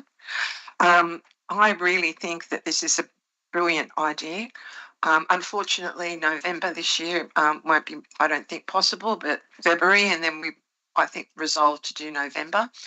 I think it's absolutely fantastic. I remember going to Parliament House, New South Wales Parliament House and Canberra many, many years ago, and it was just brilliant. It's always stuck in my mind. So thanks. Thank you very much, Councillor Riddington. Councillor Bain, please. Thank you, Mr. Mayor. I'd like to speak in favour of this as well. What a great idea, and I'd be very keen on participating in workshops with developing what people are talking about. I get about the change in the resolution to Kempsey Shire, but in reading the background, I think for the school leaders to share perspectives, ideas and aspirations for the Macleay Valley is really good, because, I mean, there's a lot of things happening in the upper Macleay which impact on our many things that happen in the upper Macleay which impact on our shire. So I appreciate that. That's a really good idea for there's all sorts of issues up there. Thank you. Thank you. Thank you very much. Councillor White, please. No one in the council meeting was coughing. We had a random one, so everyone's fine. Councillor White, please. Sure. I assume that you've got, so this is the four schools plus a vocational college. Yeah. I mean, personally, I think these young people are more than capable of being able to speak for themselves, free speech, without being told what to speak or have a workshop with counsellors. Like, that's my opinion. I honestly, I think that they are more than capable of coming up with their own topics, what is important to them, what they want to get across, without councillors sort of saying, this is how we want you to conduct a workshop. So I would, if that's going to be, I would vote against that, but I certainly vote in favour of this. Thank you, Councillor White. Councillor, can I respond to that? In your closing, if you like. Sorry, you'll get a chance. Thank you, Mr. Mayor. Write all your notes down and come at us. Thank you. Councillor Saul. I have been called. Thank you. Thank you, Mr. Mayor. Mr. Mayor, just a suggestion. I've noticed it says February 24. Well, in years gone by, the February meeting is quite congested. We're doing the budgets and those sort of things. Should we perhaps consider March? I'm just wondering when's the best, because sometimes the February agenda, because there's no meeting in January, is quite substantial. Is that well, that's possible. You could suggest it, and Councillor Ring might suggest changing what the feeling of the meeting is. Yeah, but and I'll ask Councillor Mr. Mitchell to explain agendas coming at us. Thank you very much. Through you, Mr. Mayor. I guess in relation to February, we will never know what ad hoc papers are coming up to any particular council meeting, Councillor Saul, but generally February will be too early for us to put anything budget related. We'll have our quarterly report, which will be the December quarterly budget review, but that's the same as we do every quarter, and councils are fairly familiar with that. Generally, our draft integrated planning and reporting documents, so our OP and budget for the next year, will come to council in the April, which is a bigger item. So without knowing exactly what's going to happen between now and February and what can be on the agenda, I wouldn't envisage there be a whole lot of sort of standard items that would normally go to that meeting, which would make that agenda potentially too long. But ultimately, it's up to Councillor Ring in terms of her motion. Well, thank you. Thank you. Councillor Butterfield, please. Thank you, Mr. Mayor. I'd just like to commend Councillor Ring on this motion, notice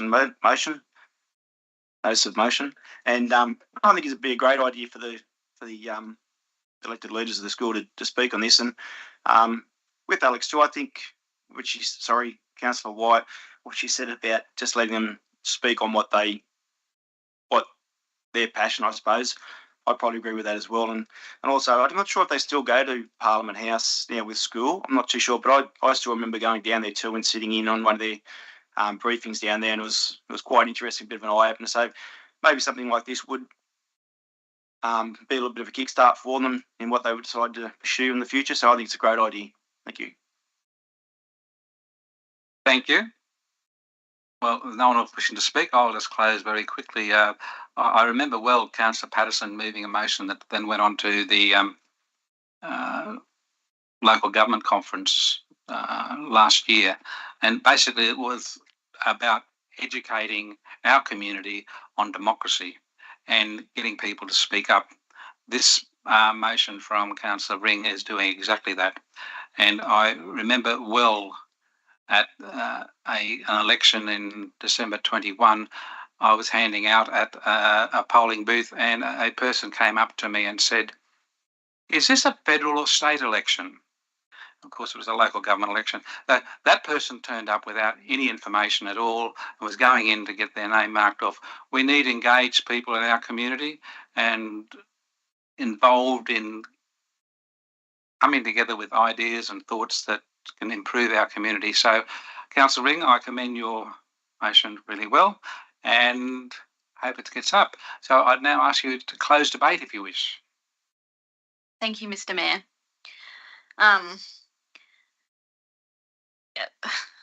Where to start? I hope this isn't eating into my 5 minutes. I just think with this motion, in terms of the workshop, I was liaising with one of the deputy principals who said that it would be good for them to go to a location, for the leaders to go to a location so they could potentially work through what they want to say. Just so I guess maybe they didn't have to do it in their own time. Maybe they could get tips. Maybe they could work through it a little bit. And I think that that's an important skill to have. And, you know, we have some fantastic public speakers in the room. I think that opportunity would also be good, especially to build rapport as well. Anecdotally, the outgoing school captain of St. Paul's studies at the centre, and he wants to go and study politics. And and whenever I engage with him on the subject, we always talk about it, but he says to me, I couldn't do it here because it feels, I don't think anyone gets it. And I think that that's really sad. I think that someone who is so engaged in the space, who is a leader, does not think that they can engage with their local community and have a voice here. And, you know, they're a fantastic student who's already got early entries to, I think, 5 different unis and is going to go down to ANU, I'm pretty sure. But we do have, you know, fantastic people in the school, in our schools, in our community, and they've worked hard to earn this privilege. And I think it would be really exciting to have them here in our council chambers. So yeah, I really hope you support me with this one. I think the exact details, I feel like there's some wiggle room in here, and I think what is here will work for what we have to do, or what I envision it doing. So I really hope that you all can support this motion. Thank you. Thank you, Councillor Ring. I'll now put the motion. Is there any dissent? It's carried unanimously. Thank you, Councillor Ring. We now move on to the third notice of motion. It's TOOSE Road rate reduction. It's been put forward by Councillor Bain. Would you like to move that, please, Councillor Bain? Do we have a seconder, please? Councillor Riddington, thank you. Councillor Bain, would you like to speak to the motion before us, please? Yeah, Murray, Mr. Mayor. Yeah, when I first wrote this notice of motion and put it in, it was significantly different to how it is now. But on advice from council staff, I realised that what I was asking for was unlawful.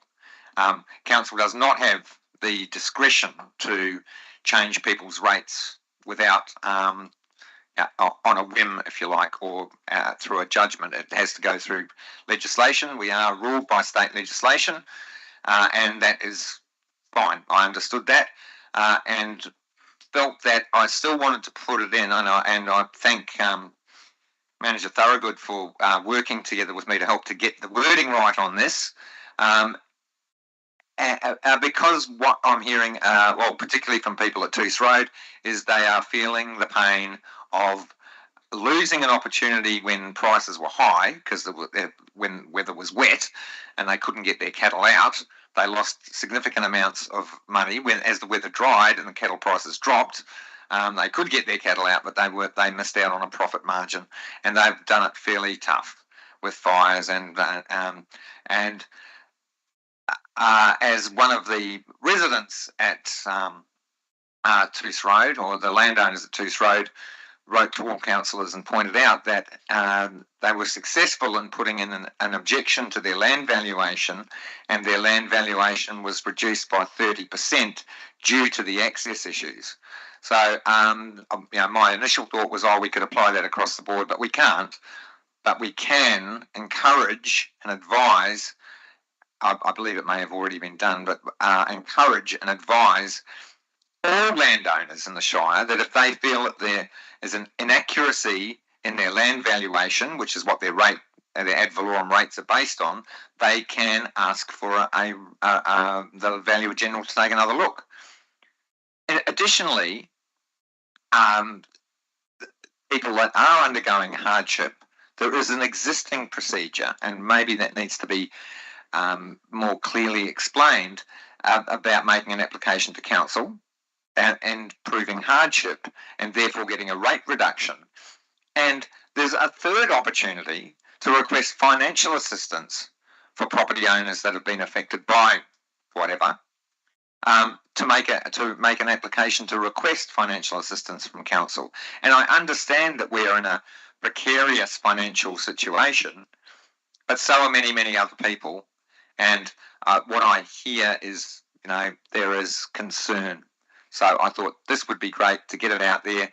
We can discuss this in open council, and we can communicate to the landowners at TOOSE Road that they're not being ignored, that we are doing everything we can to support them, and I believe council has done massive amounts to support them. Thank you. Thank you, Councillor Bain. I'm just a little bit confused. Maybe you could explain to me. You're talking about council sending this out to all landowners. We're only talking about the affected property owners, but you actually in your speech you said we sent it out to all people, only the people on the end of TOOSE Road who you're talking about. This resolution is only about TOOSE Road. Yes. Thank you very much. Councillor Riddington, please. Thank you very much. I just have two questions, if I may, and they're probably best directed to Acting General Manager Mitchell. So if the successful Valuer General's reduction to 30%, Daniel, am I doing it? Sorry, Manager Thorogood? Yeah, someone. So if we have a Valuer General's reduction of 30%, and we know that's the case, does the ad valorem get affected by that? Like their general rates won't change, I'm assuming, but does the ad valorem change? Mr. Thorogood, please. Yeah, through you, Mr. Mayor.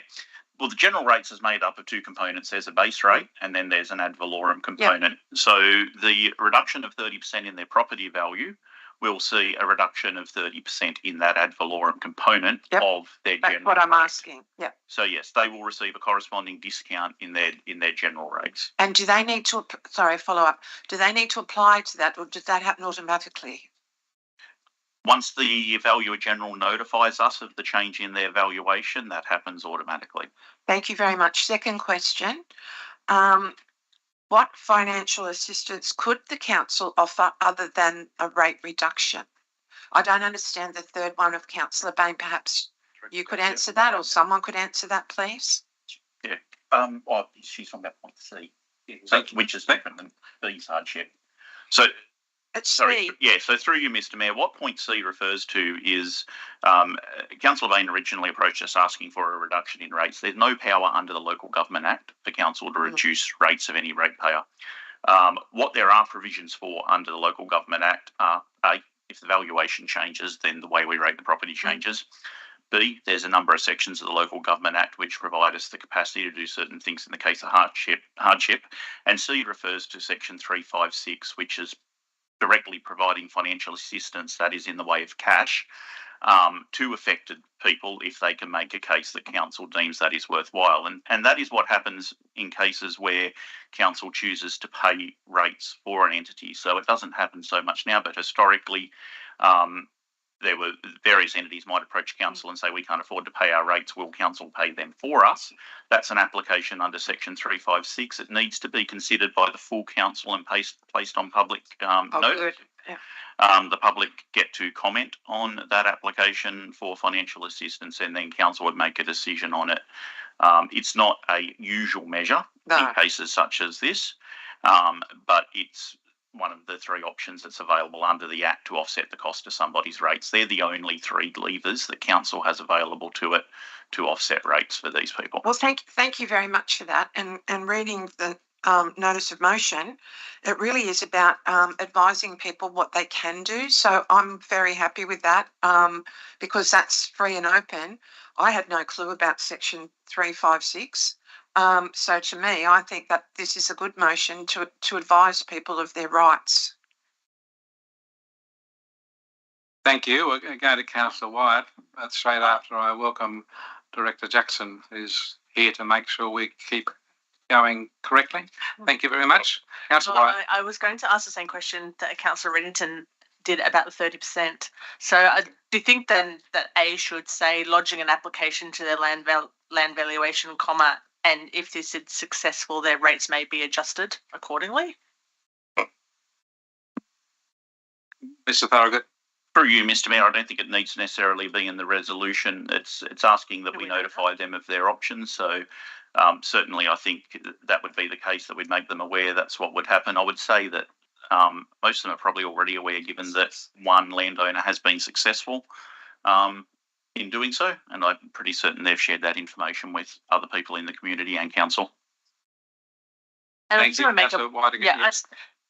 The council's hardship policy procedure is a good one to have, and it's probably not, I don't know, can you talk about that now? Because I have also read comments around Facebook saying various charity organisations, etc., are, struggling paying their rates, but that hardship policy is available to them as well. And then there are exemptions in the Local Government Act if they are a registered charity and if they own the property. So again, I kind of reiterate what Councillor Reddington said earlier, is just do a bit of maybe it's a good idea to do a bit of fact checking, because there is fact checking, because there is this hardship policy and there are exemptions under Local Government Act for charities and if you own the property, is my understanding. So thank you for bringing that up, Councillor Bain. Good one. Sorry, just through you, Mr. Mitchell, Mayor. please. And our intention is to bring a revised version of the hardship policy to the November council meeting because it's a relevant consideration as part of a special rate variation potential application. So we're working on reviewing and updating that. So that will come to you next month as well. Thank you very much. Any further speakers? Just a question, Mr. Mayor, if I may. Councillor Saul, please. Thank you, Mr. Mayor. Just a question, not a criticism. Do we actually have any idea, if this were to happen, how much council would forgo in rates at all? As a guesstimate, I suppose. It's 40, isn't it? So yeah, it's going to the auction. Yeah. Okay, Mr. Mitchell will have a go at giving a broad answer, I think, to this. We can't give you precise numbers. Yes, the totals are 40, so it'd be a percentage of that. Yeah, it'd be a percentage of 40. Sorry. Yeah, through you, Mr. Mayor. As I've just discussed with Mr. Thorogood, it's very difficult to actually accurately answer that until the option's known. What we do know is that it would be a proportion of, say, $40,000. That's not the amount; that's the total rates. So depending on the adjustment that's made, so it'll be obviously a lot less than that because that's the total that relates to those affected properties. Thank you. Thank you very much. There's no further debate. I'd ask Councillor Bain to close debate if he wishes. He doesn't wish to, so I'll now put the motion. Is there any dissent? No dissent. I declare it carried. We now move to 11.4, Delegates Report, Country Mayors Association Regional Health Forum. I'd move it. I need a seconder. Councillor Bain, thank you. Speaking to the motion that Council receives and notes the report, I believe it was a very worthwhile experience to attend the Country Mayors Regional Health Forum in Wagga Wagga.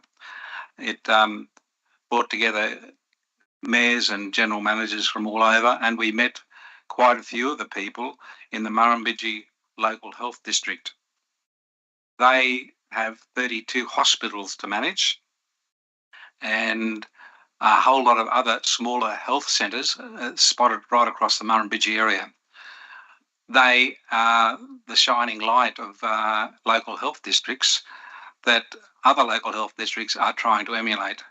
Some of the innovations that they have, and these are issues that we have in our Kempsey Shire at the Kempsey Base Hospital, in the fact that trying to get accommodation for visiting nurses and doctors that are urgently needed to work at our hospital, the local health district has to hire Airbnbs, has to pay for motel rooms. There's very limited accommodation, and it doesn't encourage those external staff to value their time here. In the Murrumbidgee Health District, they actually have a full-time accommodation officer that supports every person coming into the district for 3 months to make sure that their accommodation's up to scratch, that they know how to access all the help. So that's an innovation. The fact that they work closely with the 2 universities in the town to train staff locally. And it's a great innovation to have people trained and locally, and therefore they will work locally, and they are fixing up the issue of trying to attract staff to the area. That's another issue that Kempsey Shire has, trying to keep doctors here, trying to keep medical specialists here. And we need to take on board these ideas to ensure that we improve our local health. It's not a core function of Kempsey Council, but we can sure advocate for our local health district to take on board these special improvements that we were addressed on at the health forum. We also had a very special moment in the fact that the Rural Doctors Network has signed a memorandum of understanding with Country Mayors Association to ensure that everything possible to attract staff to regional areas of New South Wales is being done. And the Rural Doctors Network is actually a great proponent of that, and so Country Mayors is working with them to try and attract them. In my report, I've listed quite a few of the speakers, and some great colour photos of the presenters there too, but it was a great thing to go to a hospital that is a centre of learning, and we were in the hall for training medical staff, and it's a great facility. As you can see from some of the photographs, they've got all sorts of audio-visual equipment there, and it's a great thing. On the evening and before the Regional Health Forum, the Wagga Wagga City Council took all the mayors and general managers on a tour of the special activation precinct, which is just outside to the north of Wagga Wagga, where it's a state organised area that streamlines planning so that there can be very quick approval of any industry that can add to the community's economy. While we were there, we saw multiple shipping containers being loaded onto a train, and it's a very long train, and it travels to Port Botany once a day to move all the produce from that area. We don't have that here, but a special activation precinct in our shire could be a possibility if we can come up with a plan that the planning department in Sydney thinks will help our economy. So it's a really good thing to have under consideration, and if we can find a way to get involved in that. The special activation precinct is approvals are like a ticker box. You don't have to write long stories. You just have to tick all the boxes, and it can be approved within days. So it's a fantastic thing. It's not just the train loading with containers. It's a whole industrial area that has been created by cutting the top of a mountain. It's quite incredible, the actual presentation on what is happening there just outside of Wagga Wagga. So I commend the report to you, and I'm happy to answer any questions and any debate. Thank you. Councillor White, please. Thanks. I just wanted to make a comment as well. When we had a meeting at the hospital, and that evening there, I just saw an email that the local government New South Wales were asking for a submission onto their rural and regional healthcare workforce, which I just thought coincidentally I'll provide a submission.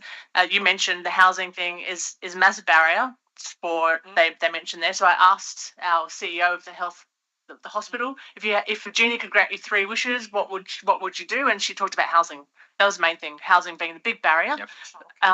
So housing to rent and housing to buy. So housing, and so that is housing supply and affordability. And the other one was, which I would ask you to consider in any more deliberations that you have, is childcare. Childcare is a massive barrier for people into that workforce. She said that currently childcare is a 2-year wait.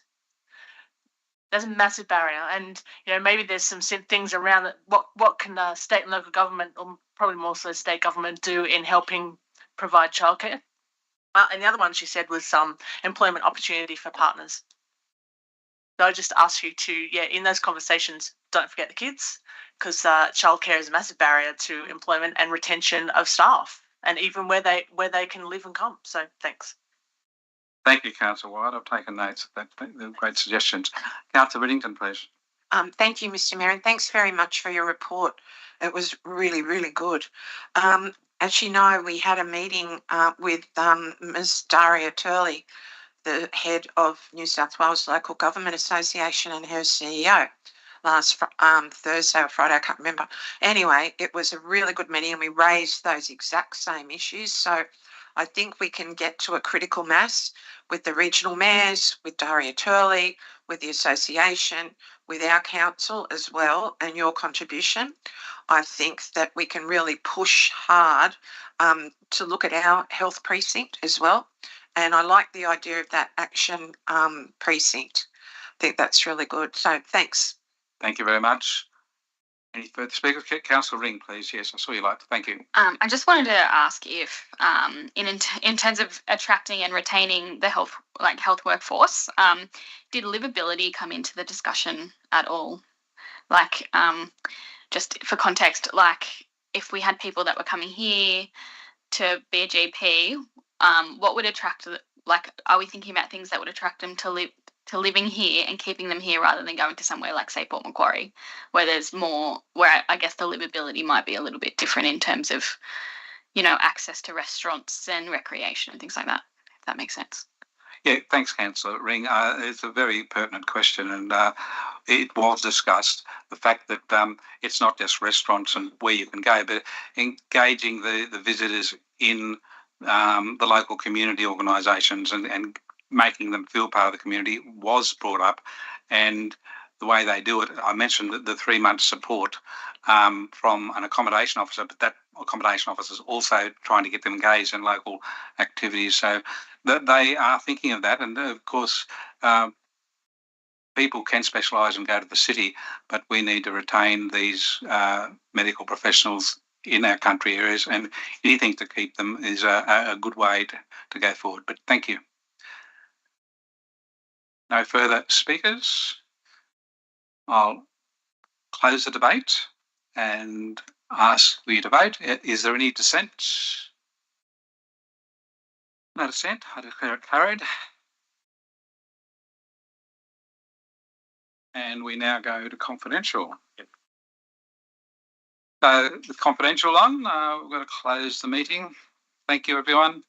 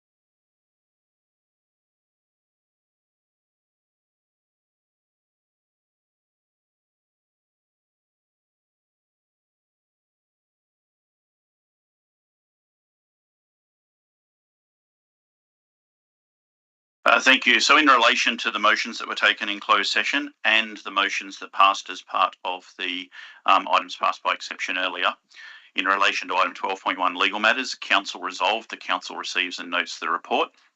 In relation to item 12.2 Audit Risk and Improvement Committee meeting minutes, the 12th of September 2023, Council resolved the Council notes the draft meeting minutes from the Audit Risk and Improvement Committee 12th of September 2023.